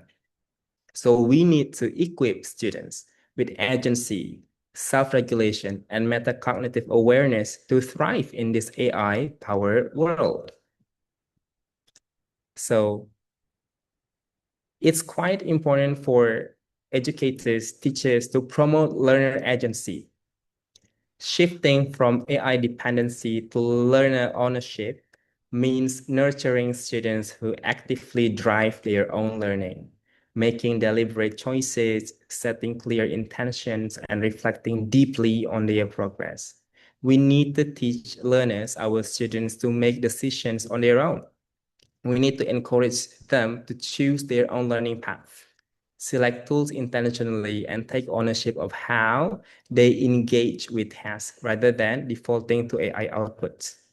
We, teachers, are facilitators and perhaps partners. So we give them feedback and we show them examples, but they let them make their own decisions, choose their own learning ways and strategies. Next, we need to help them set goals by themselves. We need to guide learners to define clear, meaningful learning objectives before each task. Goal setting activates the forethought phase of self-regulation and builds purposeful engagement. We need to help students help themselves, evaluate strategies. So we need to prompt them to assess which learning strategies are working and which are not. Critical evaluation of their own methods builds metacognitive awareness and adaptive thinking. And lastly, we need to always ask them to reflect on learning. Build structured reflection into every learning cycle. Students who regularly examine what they learned, how they learned it, and what to improve next develop lasting self-regulated habits. And I think everyone here is familiar with the Bloom's taxonomy, right? The thing is, Bloom's taxonomy was not developed in the age of AI. AI was not available at the time. So we might want to rethink Bloom's taxonomy in this AI era. So pre-AI focus was mostly about remembering, understanding, basic application. Lower order thinking skills were the primary challenge. Students needed to acquire and recall knowledge, but post-AI emphasis, because AI now handles recall and retrieval. Higher order thinking skills is the essential human contribution now. So we can foster we can implement activities that foster students' analysis, their own evaluation, or something that help them create something or reflect on their own learning. These are some of the practical strategies that the teachers can implement in their own classrooms. But the strategies are not limited to what I show on the screen, okay? So one is flipped classroom and reflective journals. So students can engage with content before class and document their thinking process through structured journaling or structured journals, building metacognitive awareness and self-monitoring habits. Learning portfolios and self-assessment. So learners curate evidence of growth over time and evaluate their own progress against defined criteria, fostering ownership and agency in learning. I have taught students to use AI outside of the class time, using different AI-powered tools to self-assess their learning. So for example, I showed them how to use a platform. I think you are familiar with this. It's called Wayground. So what is good with Wayground is that you can simply upload the slides that your professor has shared with you to the platform, and then Wayground can generate quizzes, engaging quizzes with animations and sound that you can do to self-assess your understanding of the materials. And I believe that there are many other platforms that might do similar things that can help students self-assess their own learning and take agency in their own learning. The third one here, I put peer feedback and learning contracts. So collaborative review and co-created learning agreements encourage learners to take responsibility, set expectations, and develop evaluative thinking skills. And lastly, goal setting and AI-assisted reflection. So learners define clear objectives and use AI tools to prompt structured reflection, ensuring AI supports rather than replaces cognitive engagement. So the most important question is, does this activity require students to think? If no, well, AI will likely do it better and faster. So as an educator, we need to design every learning task with this question at its core. Thinking is what AI cannot replace, and thinking is what we need to include in every activity that we do with our students, for our students. The big question now is like, should we ban AI? I think in other conferences where I was invited as a speaker, I was often asked this question. So should we ban AI? So in my opinion, personally, no. The answer is not to ban AI. It is to prepare learners to use it wisely. AI, it can become a powerful partner for those who are ready, but it is also a shortcut that undermines growth for those who are not ready. So the solution lies in developing learner readiness instead of avoiding using the technology itself. So what we need to do is we do not ban AI, but we improve learner agency. We ask them to make purposeful decisions. We improve their self-regulation. We involve them in managing their own goals, efforts, and reflections regarding their own learning. We introduce and we foster their metacognitive awareness. So we want them to think about their own thinking, and we make AI as a partner for prepared learners, not a shortcut. These are some of the implications for policy and assessment. So we need to reconsider assessment types. So we might want to shift to process-oriented, oral reflection-based, and portfolio assessments that require genuine thinking and cannot easily be outsourced to AI tools. 2, teacher development priorities. So we need to build educator capacity in AI literacy, assessment literacy, and SRL promotion to equip teachers for the evolving demands of AI integrated classrooms. Because if we are not efficient in using AI, the students, we might be fooled by our own students. So it's quite important for us teachers to also develop ourselves and to introduce and reintroduce ourselves to AI, to keep reskilling ourselves so that we can provide better learning experience for our students. Number 3 is curriculum redesign. So embed metacognition and learner autonomy as core curriculum goals. I think this might still be missing in a lot of schools in our settings, yes, in Thailand and in Indonesia.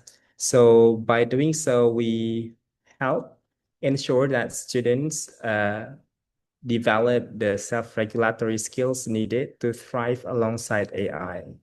And number 4 is critical AI evaluation.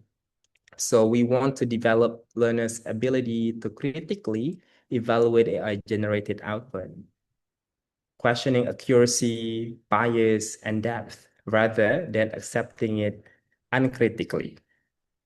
So my final message, answers are everywhere. AI has solved access. Learning remains a challenge. Future education is about learners who think, self-regulate, and act as agents of their own growth. In the age of AI, self-regulated learning is the most important educational technology. So if we want to thrive, if we want our students to thrive in the age of AI, one main factor is for us to teach them better self-regulated learning skills, how they can improve their own learner agency and foster their own metacognitive awareness. And these things have to be reflected in the teaching strategies that we are implementing with them. So I think that brings me to the end of my presentation. Thank you so much. I think I am now ready if there are questions or comments for discussions. Thank you so much. Back to Mr. Moderator, please. Thank you very much, Mr. Kiki, for your insightful presentation. Yeah, about the topic is about AI in language education. How now AI can be a benefit or something bad for us. Yeah. So we need to use AI wisely and uh, and then make a self-regulated learning for ourselves so we can grow with AI and then we can integrate it AI, not make AI as a shortcut when we learn about something like that ya. Jadi teman-teman, sebuah materi yang sangat bagus sekali ya tentang bagaimana pembelajaran bahasa yang menghadapi AI ya hari-hari ini, kecerdasan buatan. Saya yakin ini teman-teman adalah mungkin salah satu pelaku juga ya yang banyak memanfaatkan AI untuk dijadikan sebagai shortcut untuk melakukan atau menghasilkan tugas-tugas mata kuliah ya, yang saya kira itu sudah diberikan penjelasan bahwa itu merupakan sebuah hal yang tentu saja harus kita hindari. Oke. We go to next speaker first in second session. It's my pleasure to introduce Miss Onipa Taitai Pansamut PhD from Malaya University. Let's mirror the Miss Pansamut curriculum vitae. Hello, Miss, hello. you can hear me? Yeah, it's clear. Halo, selamat sore. Good afternoon, Miss Onipa. Okay. How are you doing? I'm good. And you? Okay, I'm very well. Okay. Can the operator help to pin Miss Onipa?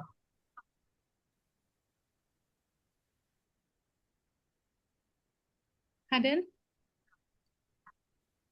Yeah, Miss Onipa is respected academic work focused on language education, applied linguistic, and innovative approach to teaching and learning. It's a great honor to have her with us today. Okay. Operator, can help to pin Miss Onipa on the screen.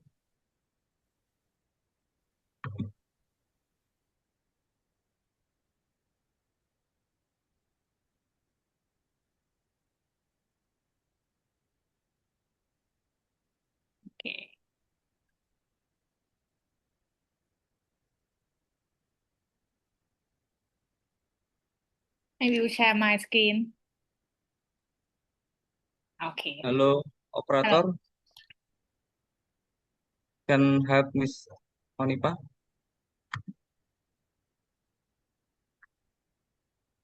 Okay. Okay, Miss Onipa, the floor is yours.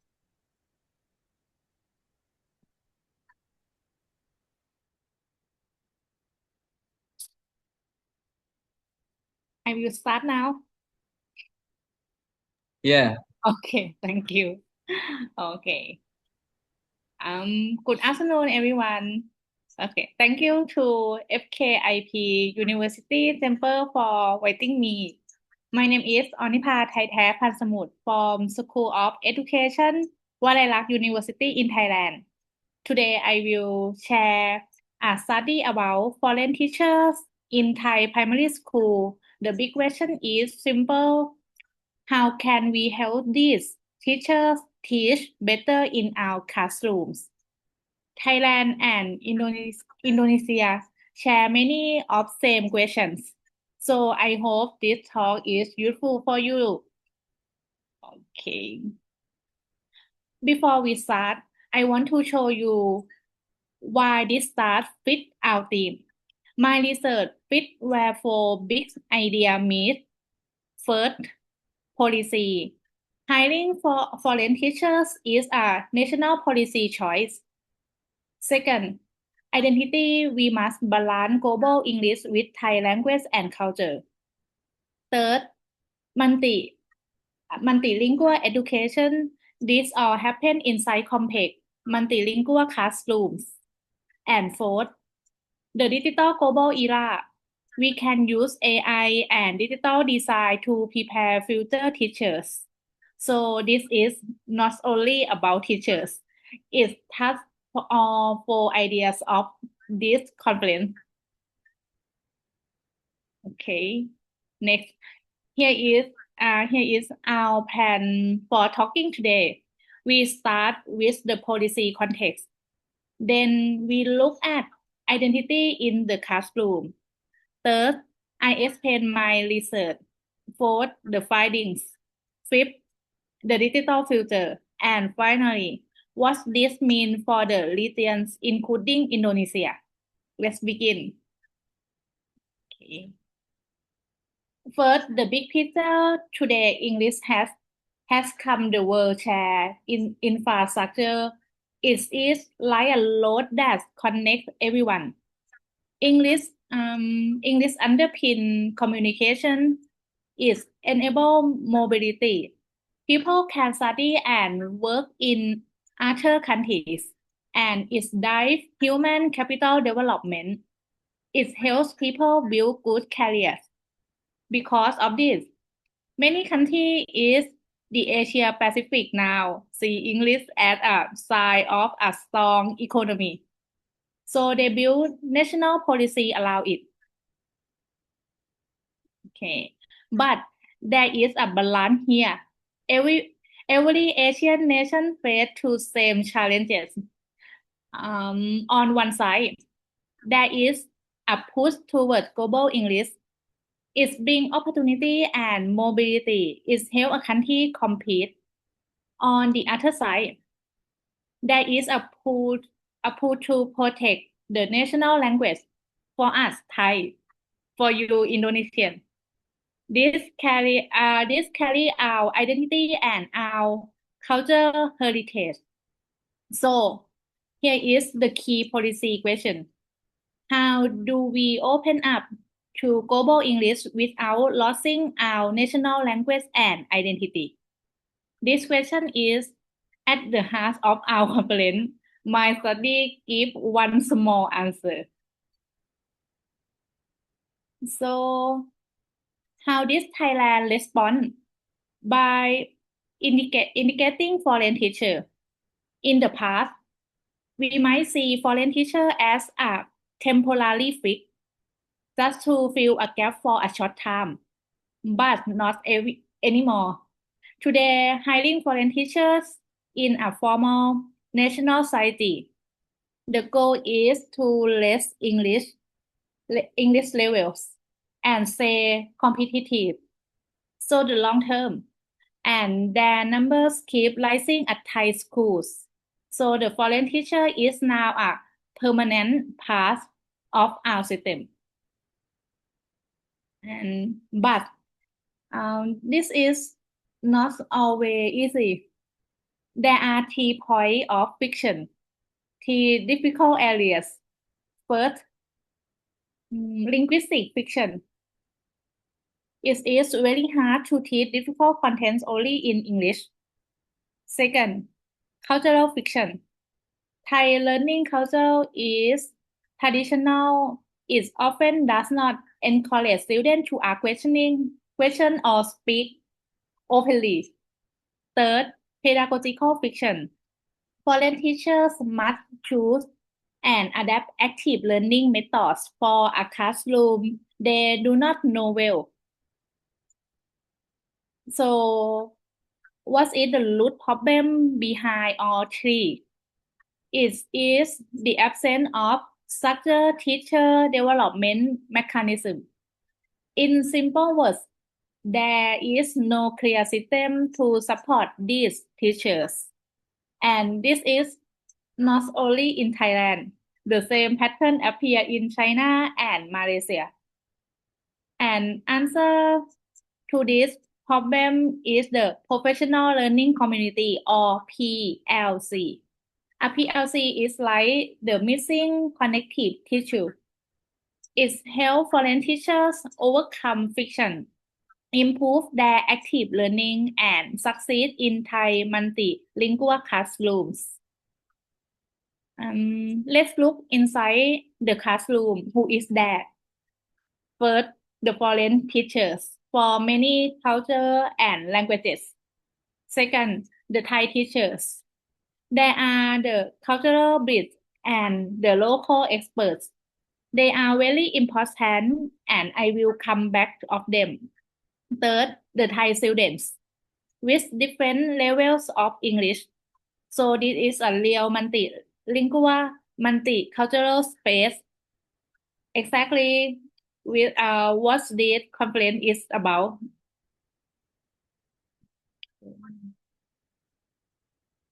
And next, in this classroom, identity is not simple. There are 3 layers. First, professional identity. Foreign teacher must find who they are inside a new school system. Second, cultural identity. As I said, Thai culture often discourages open questioning.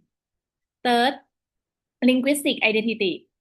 Students learn through a language that is not their mother tongue. So the teacher works with 3 kinds of identity at the same time. Okay. This brings a key question. Please read it with me. When teaching happens in English, how do we still honor the Thai language and culture of the learner? This is a real worry. We do not want English to push out our own identity. My study answer is this. Thai teachers act as a cultural bridge inside the PLC. They keep the teaching method like for Thai students. So we do not just copy a foreign model. We adapt it to our culture. This is this idea for my research. Okay. So what kind of teaching help here? This is active learning. Active learning builds knowledge through participation, through discussion, problem solving, and reflection. Students do not just sit and listen. This lowers both the language barrier and the culture barrier. In multilingual room, it lets students work together and express themselves, even when their English is different. but it needs special skill from the teacher, and that is exactly what we set out to build. Okay. Now let me define my research clearly. It has two parts. First, the research gap. Active learning and PLC are well studied around the world, but almost no work look at how to adapt a PLC for foreign teacher in Thai primary school. So this is a new. Second, the research aim. I wanted to design and test a context-specific PLC that strengthens foreign teacher skills in managing active learning in Thai primary classroom. Okay, this is a heart of my idea, my design, a new interactive framework. I call it the SCDARC cycle. S is a shared vision. Teacher agree on a common goal. C is collaboration. They work together. D is data-driven decision. They use real classroom information. A is apply best practice. They try good method in class. R is reflective dialogue. They talk about what happened. And the last C is continuous learning. They keep improving. It is a circle, not a straight line. Teacher go around it again and again. Each time they make their teaching better for the Thai multilingual classroom. Okay. How did I do the study? It's what through cycle action research. I worked with 10 foreign teachers during the 2024 academic year using a mixed methods design, both numbers and interview. In cycle 1, teacher builds knowledge and skills through learning, workshop, and practice. In cycle 2, they apply this skill in real classrooms with observation and refinement. And next, to measure two change, I use 4 instruments altogether. 1. Focus group interview. To hear the teacher own experience. 2. A lesson plan rubric. A 4-point scale for objectives, activity, material, and assignment.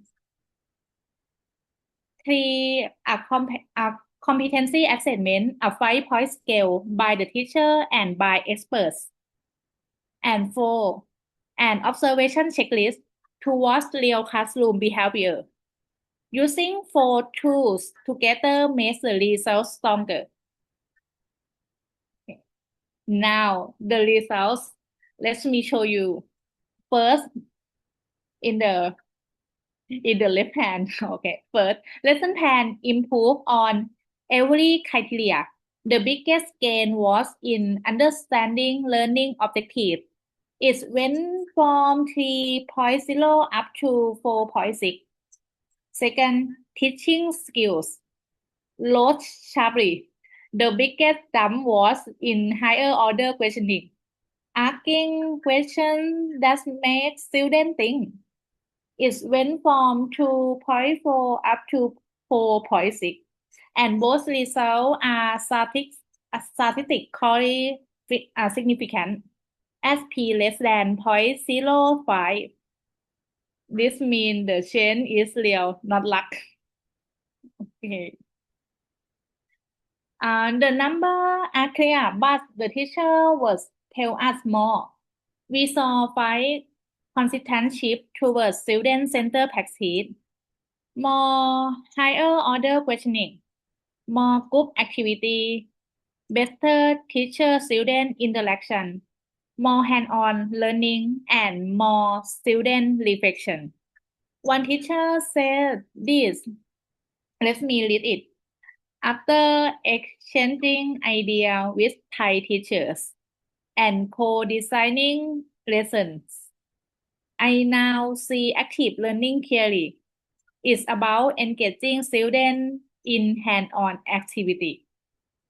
This, for me, this shows the real story behind the number. Okay, next. This is my most important finding. Collaboration, not transplantation, drive effectiveness.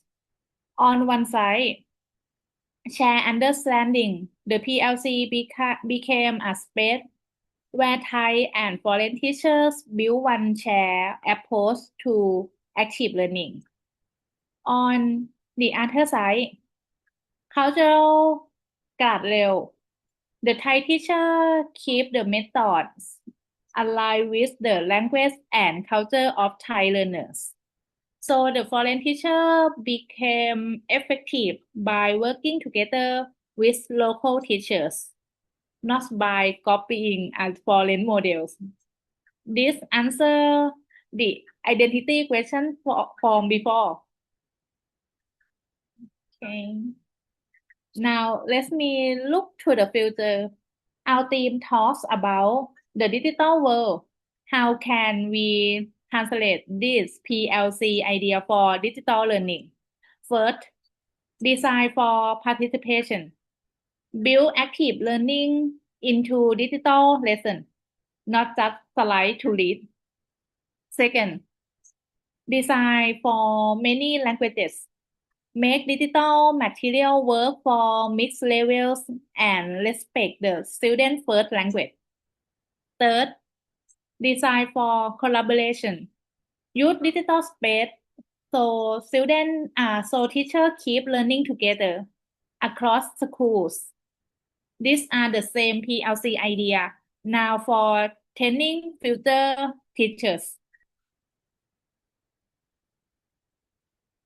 So technology can also be a partner for the teacher. Here are 4 simple examples. Differentiate materials. AI can quickly adapt a text for different English levels. Language support. Translation tool can include the student first language. Lesson design help teachers can get idea and feedback when planning active lessons and reflection. Teacher can record a lesson and review it together. But please remember one thing. Technology support the teacher. It does not replace people. In my study, the real change came from teacher working together. So technology is a helper, not a replacement. We can also scale this up online and across borders. First, online and hybrid PLC. Collaboration is no longer tied to one room or one school. Second, live co-planning.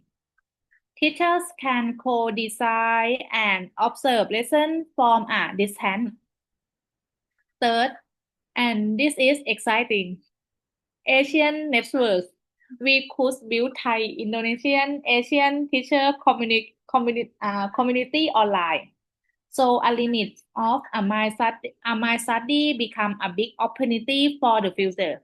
This is a limit for my study. Okay.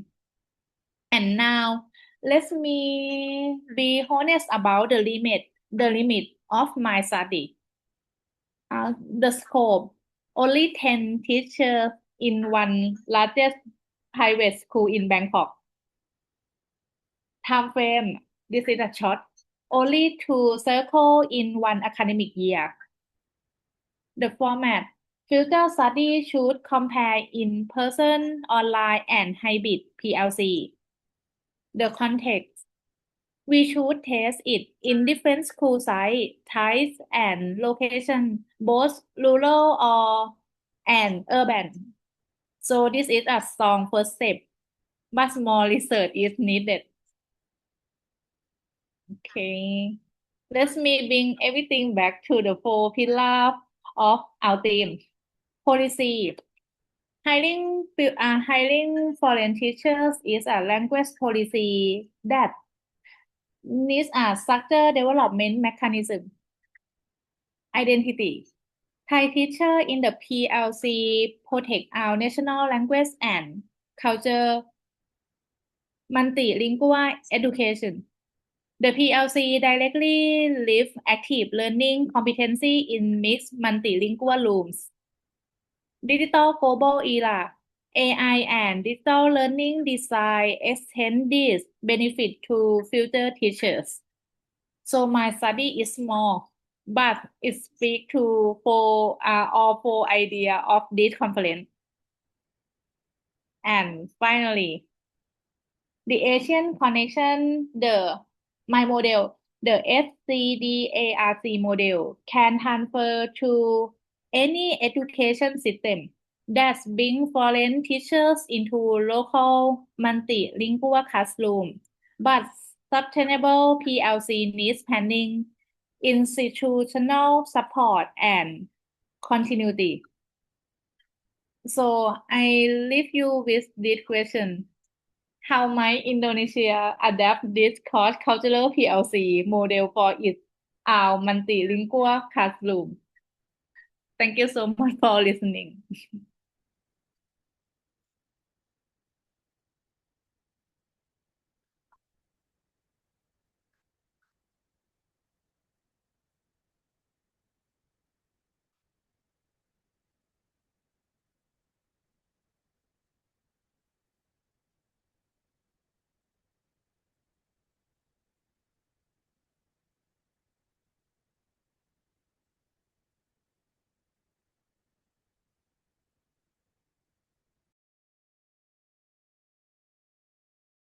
Pak Sukron suaranya mana? Oh, sorry. Thank you, Ms. Onipa, for your presentation about the research, the effectiveness of professional learning communities in Thailand primary school. It's very good. Yeah, okay.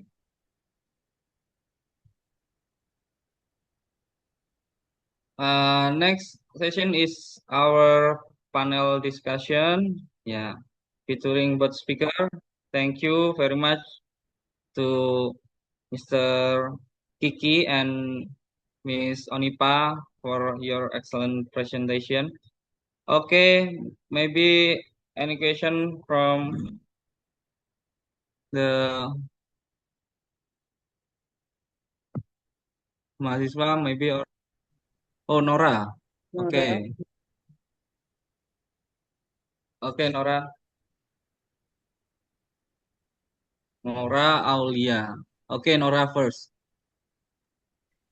Thank you, Mr. Ahmad Shukron. I have two questions for Mr. Kiki and Miss Onipa. No problem, yes?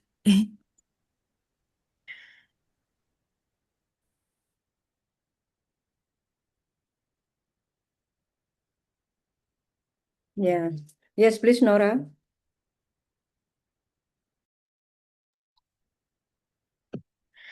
Okay, thank you, Mr. Ahmad Shukron. And hello, Mr. Kiki Julie Anggoro, PhD, and Miss Onipa. Good afternoon. My name is Nora Khairunisa from the Indonesian Language and Literature Education Department, University of Jember. In today's digital era, students are constantly exposed to short-form content, social media, and instant information. As a result, maintaining their motivation and engagement in language learning has become increasingly challenging. Therefore, my question is, how can language educator create meaningful and enjoyable learning experience while still ensuring that students develop deep linguistic competence rather than merely consuming information superficially. And question for Miss Onipa. Thailand and Indonesia are both linguistically and culturally diverse countries. At the same time, both nations face increasing pressure to equip younger generation with English proficiency in order to compete in a globalized world. Therefore, I would like to ask, based on Thailand experience, how can educational policies effectively balance the need for English language proficiency as a global language while simultaneously preserving national linguistic identity and cultural heritage among young people? Furthermore, what challenge have been encountered in achievement this balance, and what lessons might Indonesia learn from Thailand experience?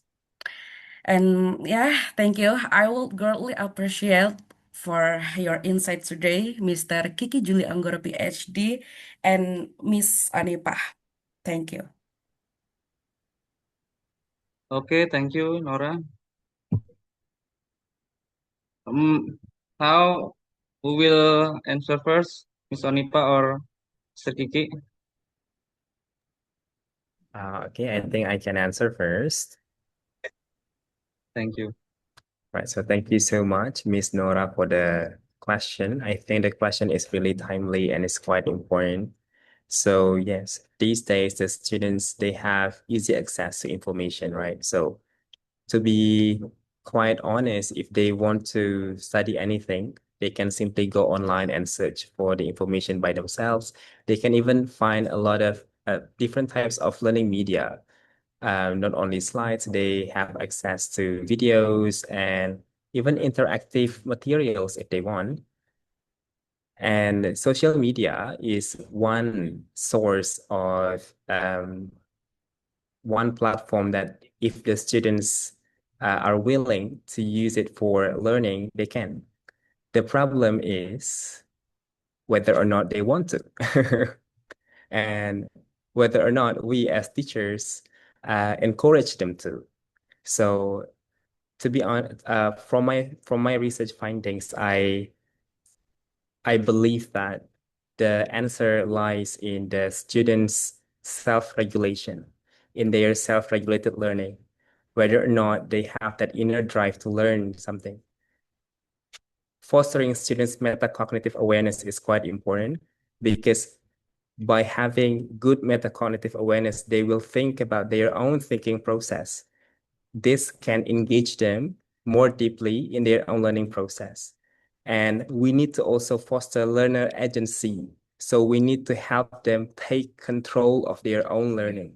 A lot of students these days, when they go to the classroom, they are ready to be taught. And that is not right.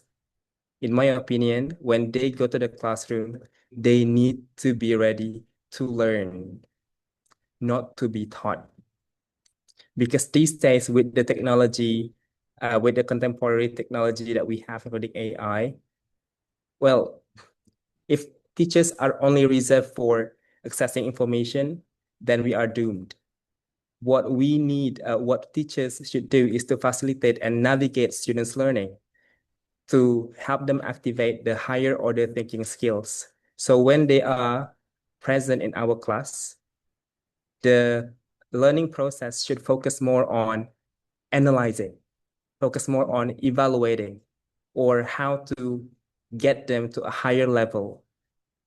And I believe, therefore, by promoting activities that foster student self-regulation and using methods which in my research, I use flipped classroom, blended learning strategies. I believe that these things are some of the examples of activities that we can implement in our classrooms to foster students' self-regulated learning skills, their metacognitive awareness, and their learner agency, which I believe are quite important in the AI era. So I believe the question should be whether the students are ready or not. So by improving the learners' readiness to access this information that is available to them anytime, anywhere, we actually foster deeper learning, which is unfortunately might be missing in a lot of classrooms these days. I hope my answer helps, Miss Nora. Thank you. Thank you, Mr. Kiki Julia Anggoro. Okay. The next is Miss Onipa. I think Kiki answer is a cover the question. And for me, I think in Thailand more and more foreign teachers join our schools, but they often do not get enough support. I saw them sucker, and I wanted to help. I believe every teacher deserve a community. That is why I study PLC, my research for foreign teacher. I think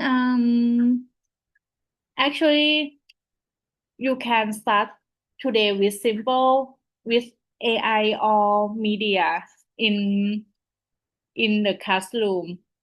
Free to for example, ask an AI to make reading text easier, to give idea for a group activity, or to help you like clear question. Always check the result by yourself. This is my answer. Thank you, Miss Onipa. Okay, the next question, Mbak Aulia Puja. Ya, silakan, Mbak. Okay. Thank you, Mr. Shukron. I have a question for Mr. Kiki Julian. May I ask if I can speak in Indonesian? Yeah, it's okay. Okay. Uh, Selamat sore, Mr. Kiki Julian. Terima kasih banyak atas pemaparan yang sangat insightful pada sore hari ini. Saya merasa penjelasan dari Mr. Kiki ini mengenai self-regulated learning cukup menarik, terutama karena saat ini AI telah menjadi bagian dari aktivitas belajar banyak siswa. Saat ini siswa memanfaatkan AI itu dengan cara yang berbeda-beda. Ada yang menggunakannya untuk memahami konsep, kemudian menyusun ide, atau juga memperoleh umpan balik. Tetapi ada juga yang hanya mengandalkannya untuk menyelesaikan tugas tanpa benar-benar melalui proses belajar. Menurut Mr. Kiki, bagaimana guru ini dapat membedakan siswa yang memanfaatkan AI sebagai pendukung pembelajaran untuk memperkuat self-regulated learning dengan siswa yang hanya menggunakannya sebagai jalan pintas untuk menyelesaikan tugas?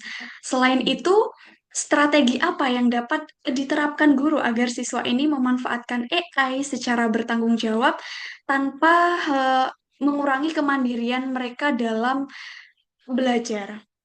Thank you. Oke, terima kasih, Mbak Aulia.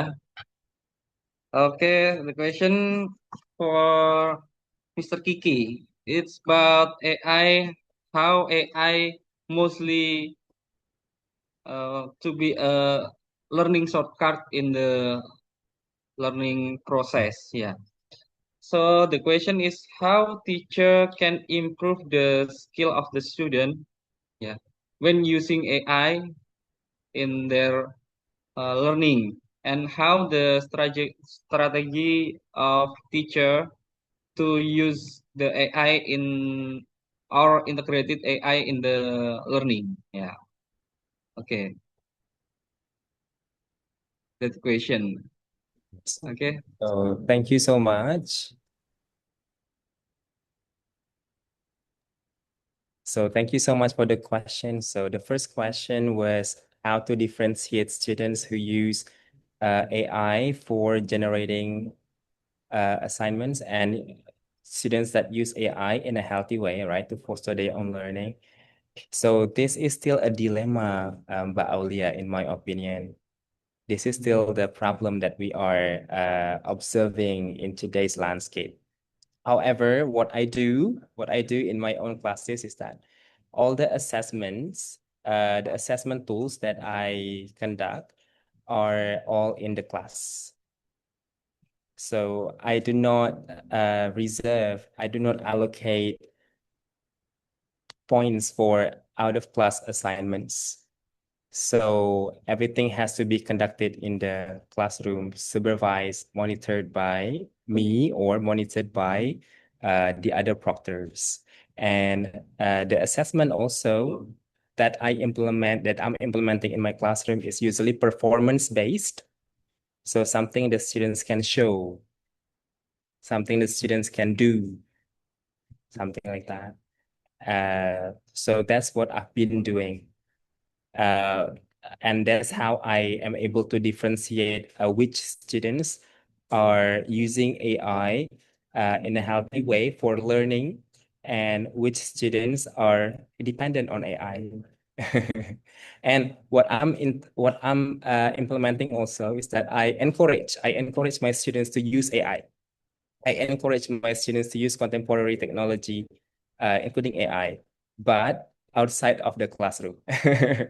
So I let them, well, I teach them how to use some tools that can foster their own like self-assessment skills. For example, in my presentation, I explained about Wayground and how the students are able to generate their own quizzes or their own tests to assess their understanding of materials outside of the classroom.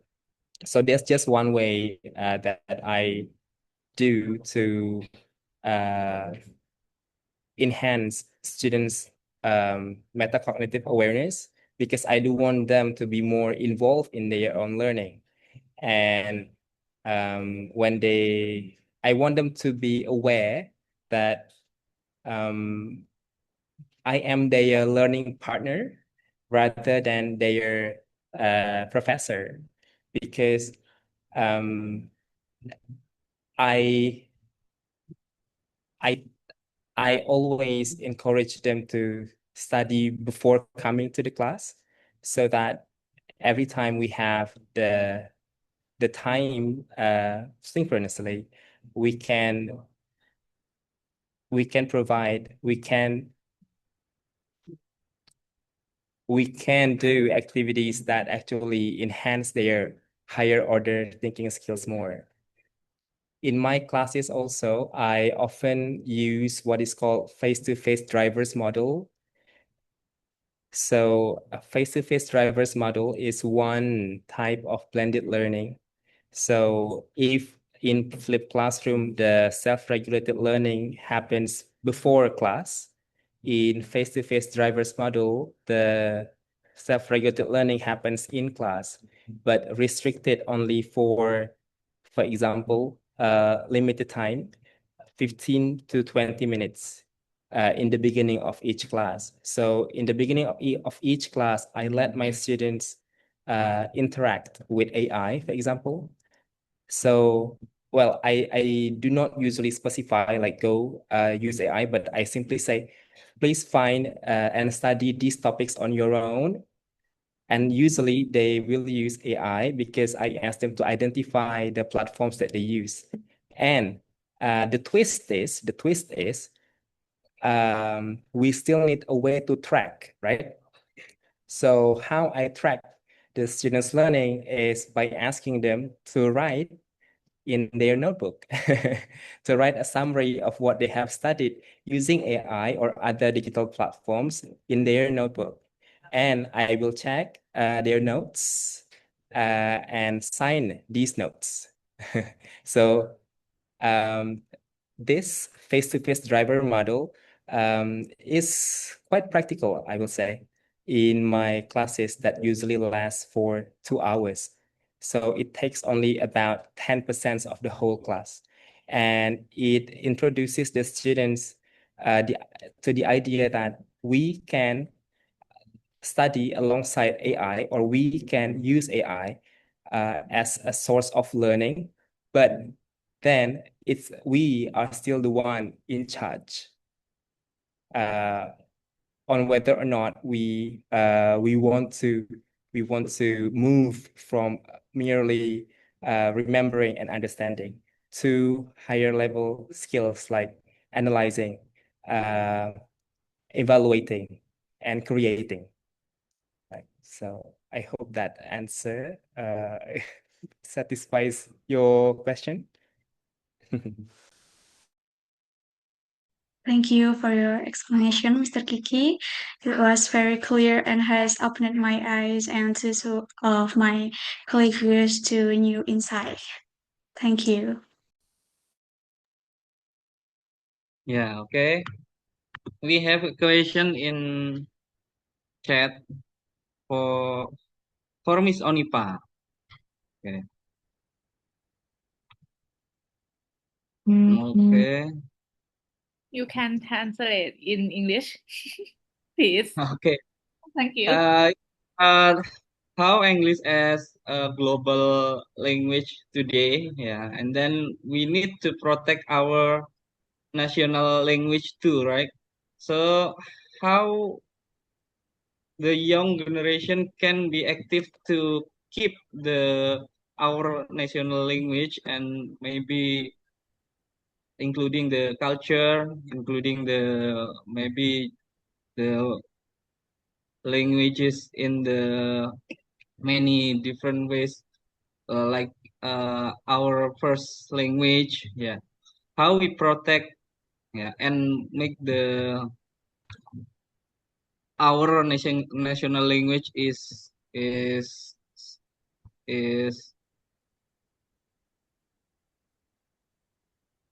what is that in, yeah, how to protect our national language when the English is uh is the first global language today. It's like that. Okay, Okay, Miss okay. Onipa. Thank Clear? you. Clear. Thank you. Thank you for your question, Nihaya. Right? Okay. I think learning English and keeping our national language are both important.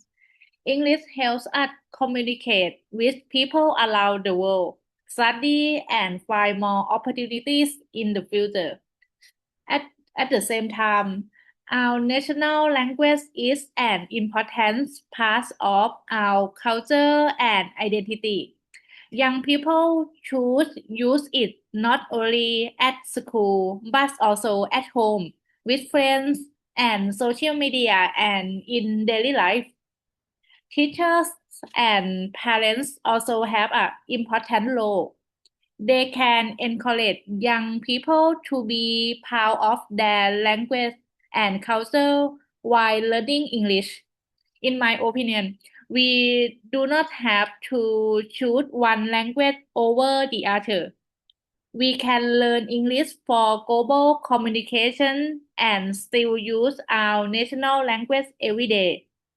In this way, we can keep our culture strong while connecting with the world. Thank you.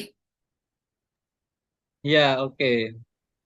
Thank you, Miss Onipa. So, Indonesia, kita harus tetap menggunakan bahasa nasional kita ya, bahasa nasional kita dalam berbagai bentuk kegiatan, baik dalam bentuk kegiatan sehari-hari maupun bersosial media, sehingga bahasa nasional kita tetap lestari, dan kemudian kita juga harus bisa memanfaatkan bahasa Inggris dalam konteks yang tepat gitu ya. Oke, thank you Miss Onipa. Mbak Maswi, itu jawaban dari the answer from Miss Onipa.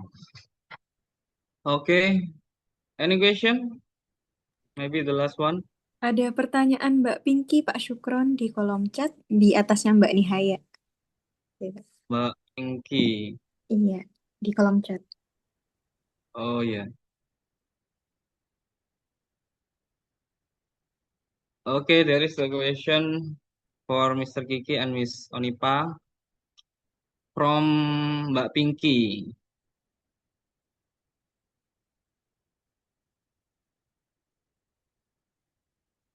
It's about AI. Yeah. How AI simply amplifies existing habit. How can language policy in education support weak self-regulated learner so they don't become digitally depend on autonomous translation, which could erode their deep cognitive grasp of the national language. Yeah. Maybe Miss Onipa first or Mr. Kiki? Okay, so thank you so much. Right. So I think this is happening in many settings, right? Including in my classrooms.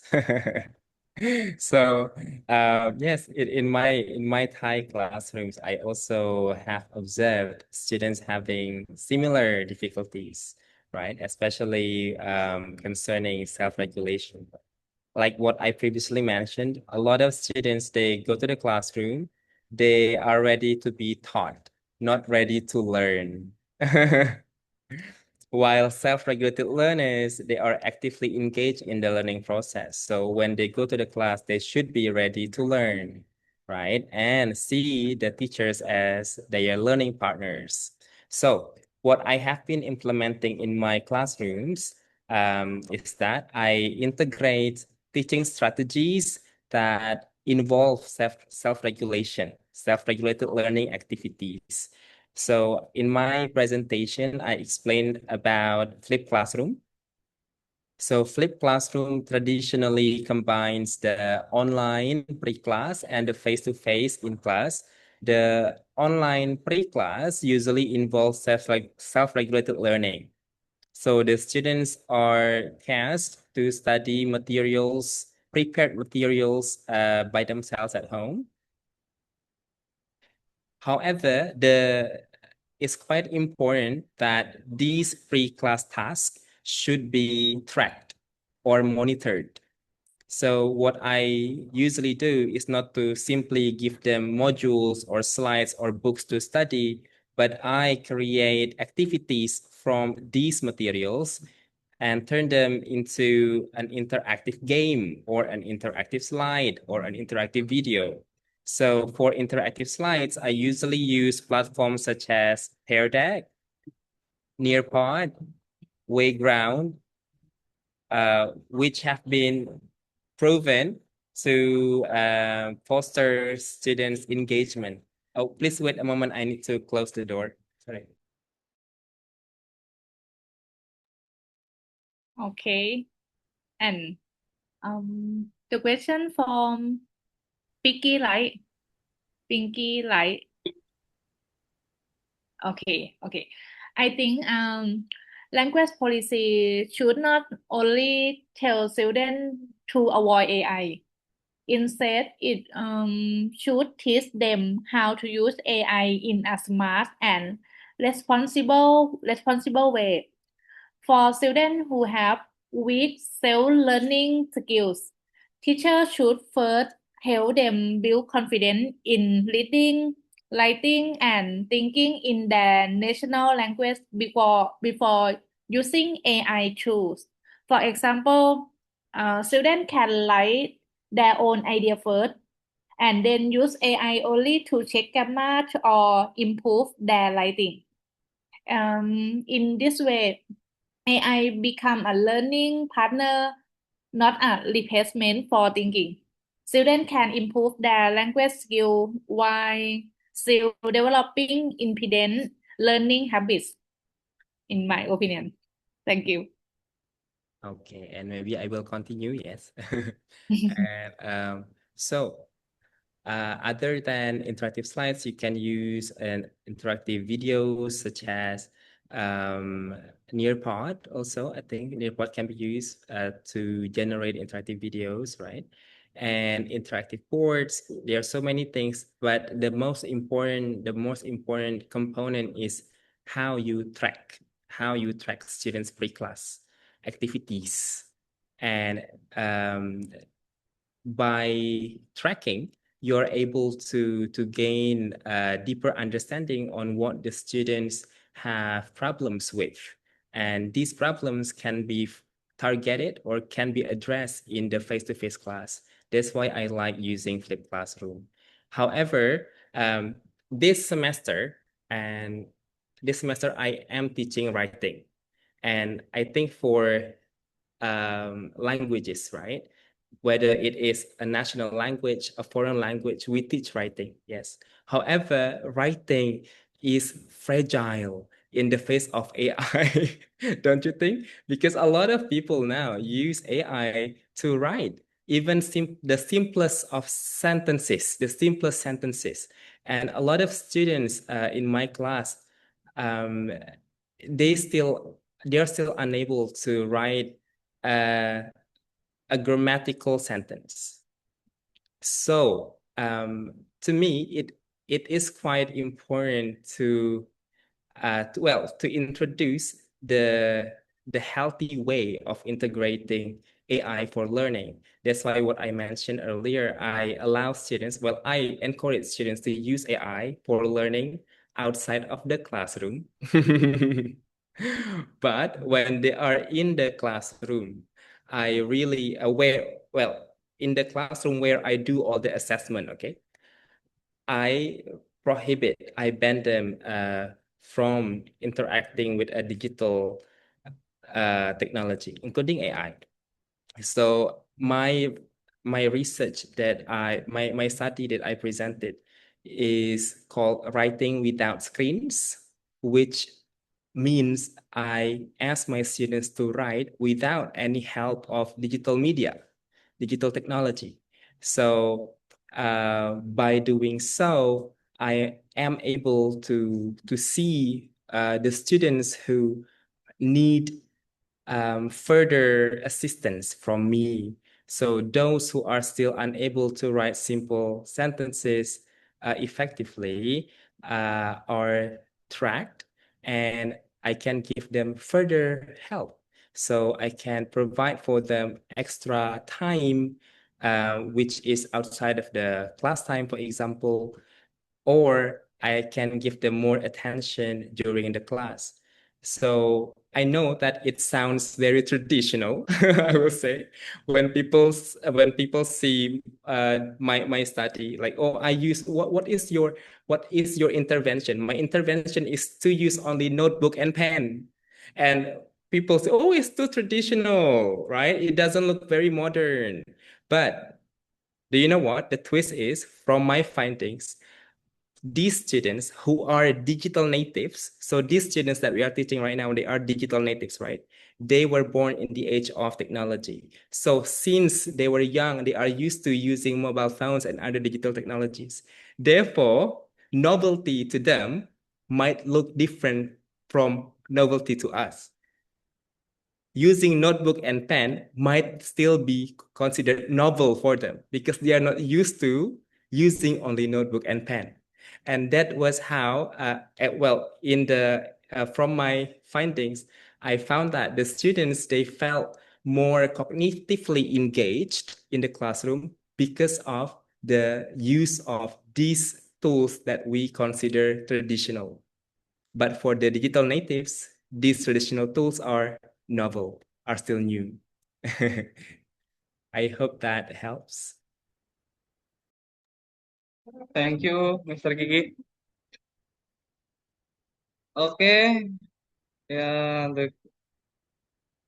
the conclusion is how digital or AI era can be a benefit. It can be our friend to learn, yeah, our partner to learn something, learn the language and anything else, or it can be something bad, so it can be make us weak, yeah.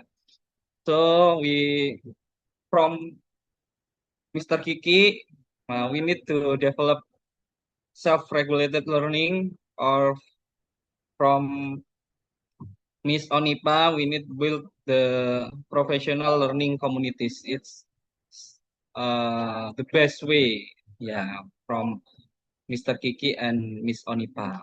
Okay.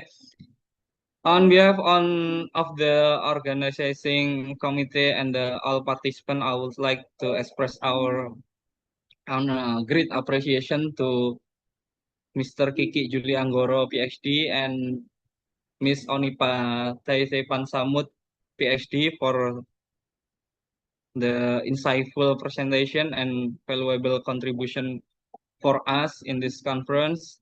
So thank you as well to all participants for our active engagement and thoughtful question. We hope that today discussion have provide meaningful insight and inspired further collaboration and research about the language, about the learning, identity policy, and multilingual education. Thank you very much. Now I will return to the main session. Okay. For the certificate presentation and closing ceremony, it will be an organizing committee. Okay. Thank you. Selamat sore, good afternoon, Mr. Kiki and Miss Onipa. Thank you so much, Pak Thank you Ahmad. so much.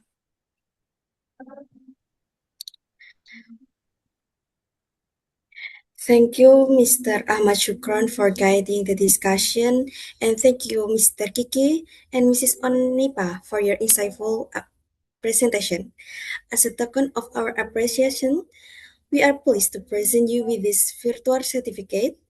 To the operator in charge, please share your screen and display the virtual certificate.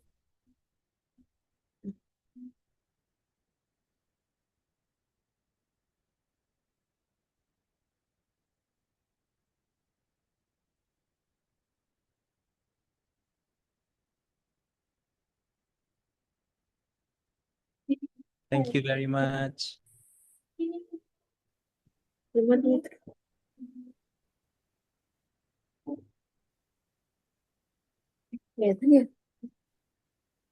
Now to all participant and committee members, please prepare your face smile as we take a quick virtual documentation with our speakers. Yang untuk Ibu Onipa, Mbak, sertifikatnya.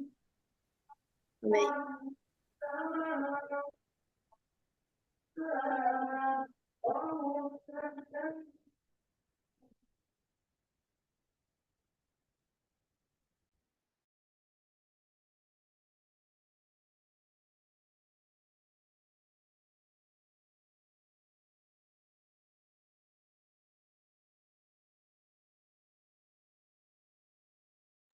Thank you so much. We can take a quick virtual documentation with our speaker and the certificate.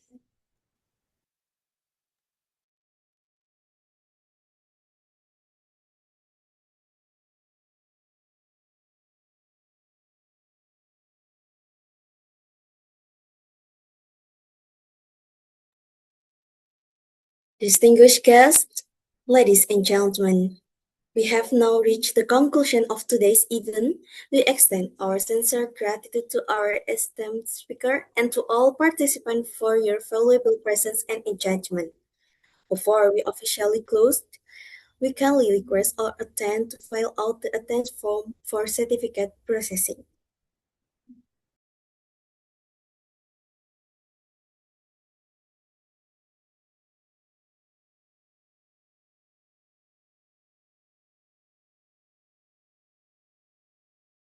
Lanjut, Mbak.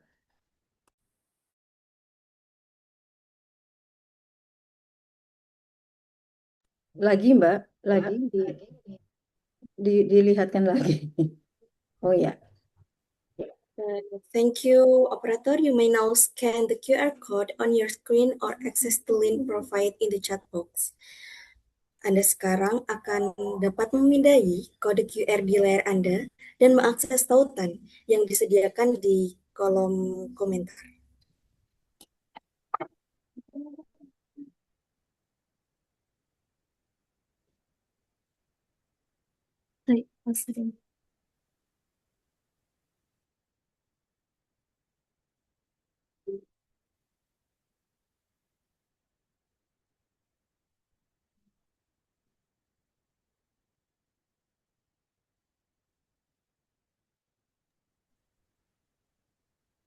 Thank you once again for your participation. My name is Sayuwilda Kamila.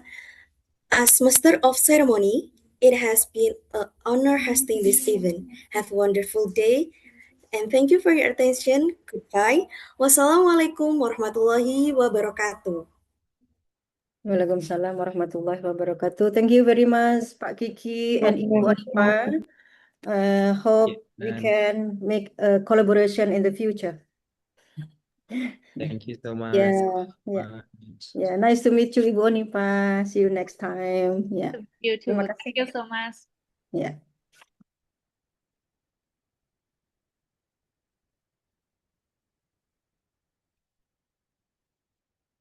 Terima kasih Pak Sukron, terima kasih Mbak Master of Ceremony. Siapa tadi itu namamu, Mbak? Sayuwilda Kamila, Bu. Sayuwilda Kamila. Sayuwilda Kamila ya. Terima kasih sudah membantu acara ini dengan baik ya. Terima kasih. Semoga nanti di seminar yang akan datang kita bisa melaksanakan secara offline. Baik, saya izin keluar dari Zoom ya. Terima kasih mahasiswa yang sudah melaksanakan. Jangan lupa presensi karena presensi itu sangat menentukan keberlanjutan atau capaian kegiatan kita. Jangan lupa untuk presensi. Terima kasih untuk semua yang bertanya, Mbak Nora, Mbak Aulia, dan siapa tadi itu Mbak Nihaya ya, dan semuanya yang tidak bisa saya sebut. Insya Allah kita berjumpa lagi di seminar internasional tahun depan ya. Assalamualaikum warahmatullahi wabarakatuh. Waalaikumsalam. Sawadikap. Terima kasih semuanya. Ya, makasih Mbak Dina ya, panitia PIC, MC, dan orang yang paling sibuk. Orang yang paling sibuk. It's a wrap, selesai. Terima kasih teman-teman yang Akhirnya membantu. selesai ya Mbak Dina ya. Tahun depan lagi ya, Din? Sudah. Loh, nggak boleh sudah. Tahun depan lagi itu mau datang offline itu orangnya itu. Mbak Dina sip. Ya, sip ya. Sip ya Pak Arif ya. Tahun depan bisa kita hearing ya Pak Arif ya. Kita hearing untuk acara fakultas ya Pak Arif ya. Oke, terima kasih. Terima kasih Pak Arif. Di mana ini Pak Arif? Banyak, Pak Di Madiun atau di Jember Pak Arif? Wah, berarti belum pernah ke rumah saya ini. Jadi harus saya undang semua ini nanti ya. Tuh Puja itu langsung datang ya nggak sih Puja? Nasi pecel. Oh, Madiun. Madiun Pak Arif, kalau ada pengabdian yang bisa kita abdi-abdi di situ, saya siap nih. Oke. Iya Pak Sukron. Halo Pak Sukron. Halo. Halo Pak Bu. Sukron, ya diminta kolaborasi riset internasional oleh Pak Kiki ini ke situ tahun depan. Thailand mana Bu? Minta Sherlocknya loh. Thailand dekatnya orang jual es jus. Thailand dekatnya orang jual es jus belakangnya. Kayaknya mau survei dulu itu Pak Sukron itu. Belakangnya orang jual es jus. Baik, terima kasih ya. Selamat ibadah sholat maghrib semuanya. Kita bertemu kembali di kampus ya. Assalamualaikum warahmatullahi wabarakatuh. Waalaikumsalam warahmatullahi wabarakatuh. Terima kasih Mbak Sayu, Mas Rizky, Mbak Queen, dan Mbak Jihan. Terima kasih atas kerjasamanya hari ini. Terima kasih Pak Arif sudah membantu menyukseskan acara ini.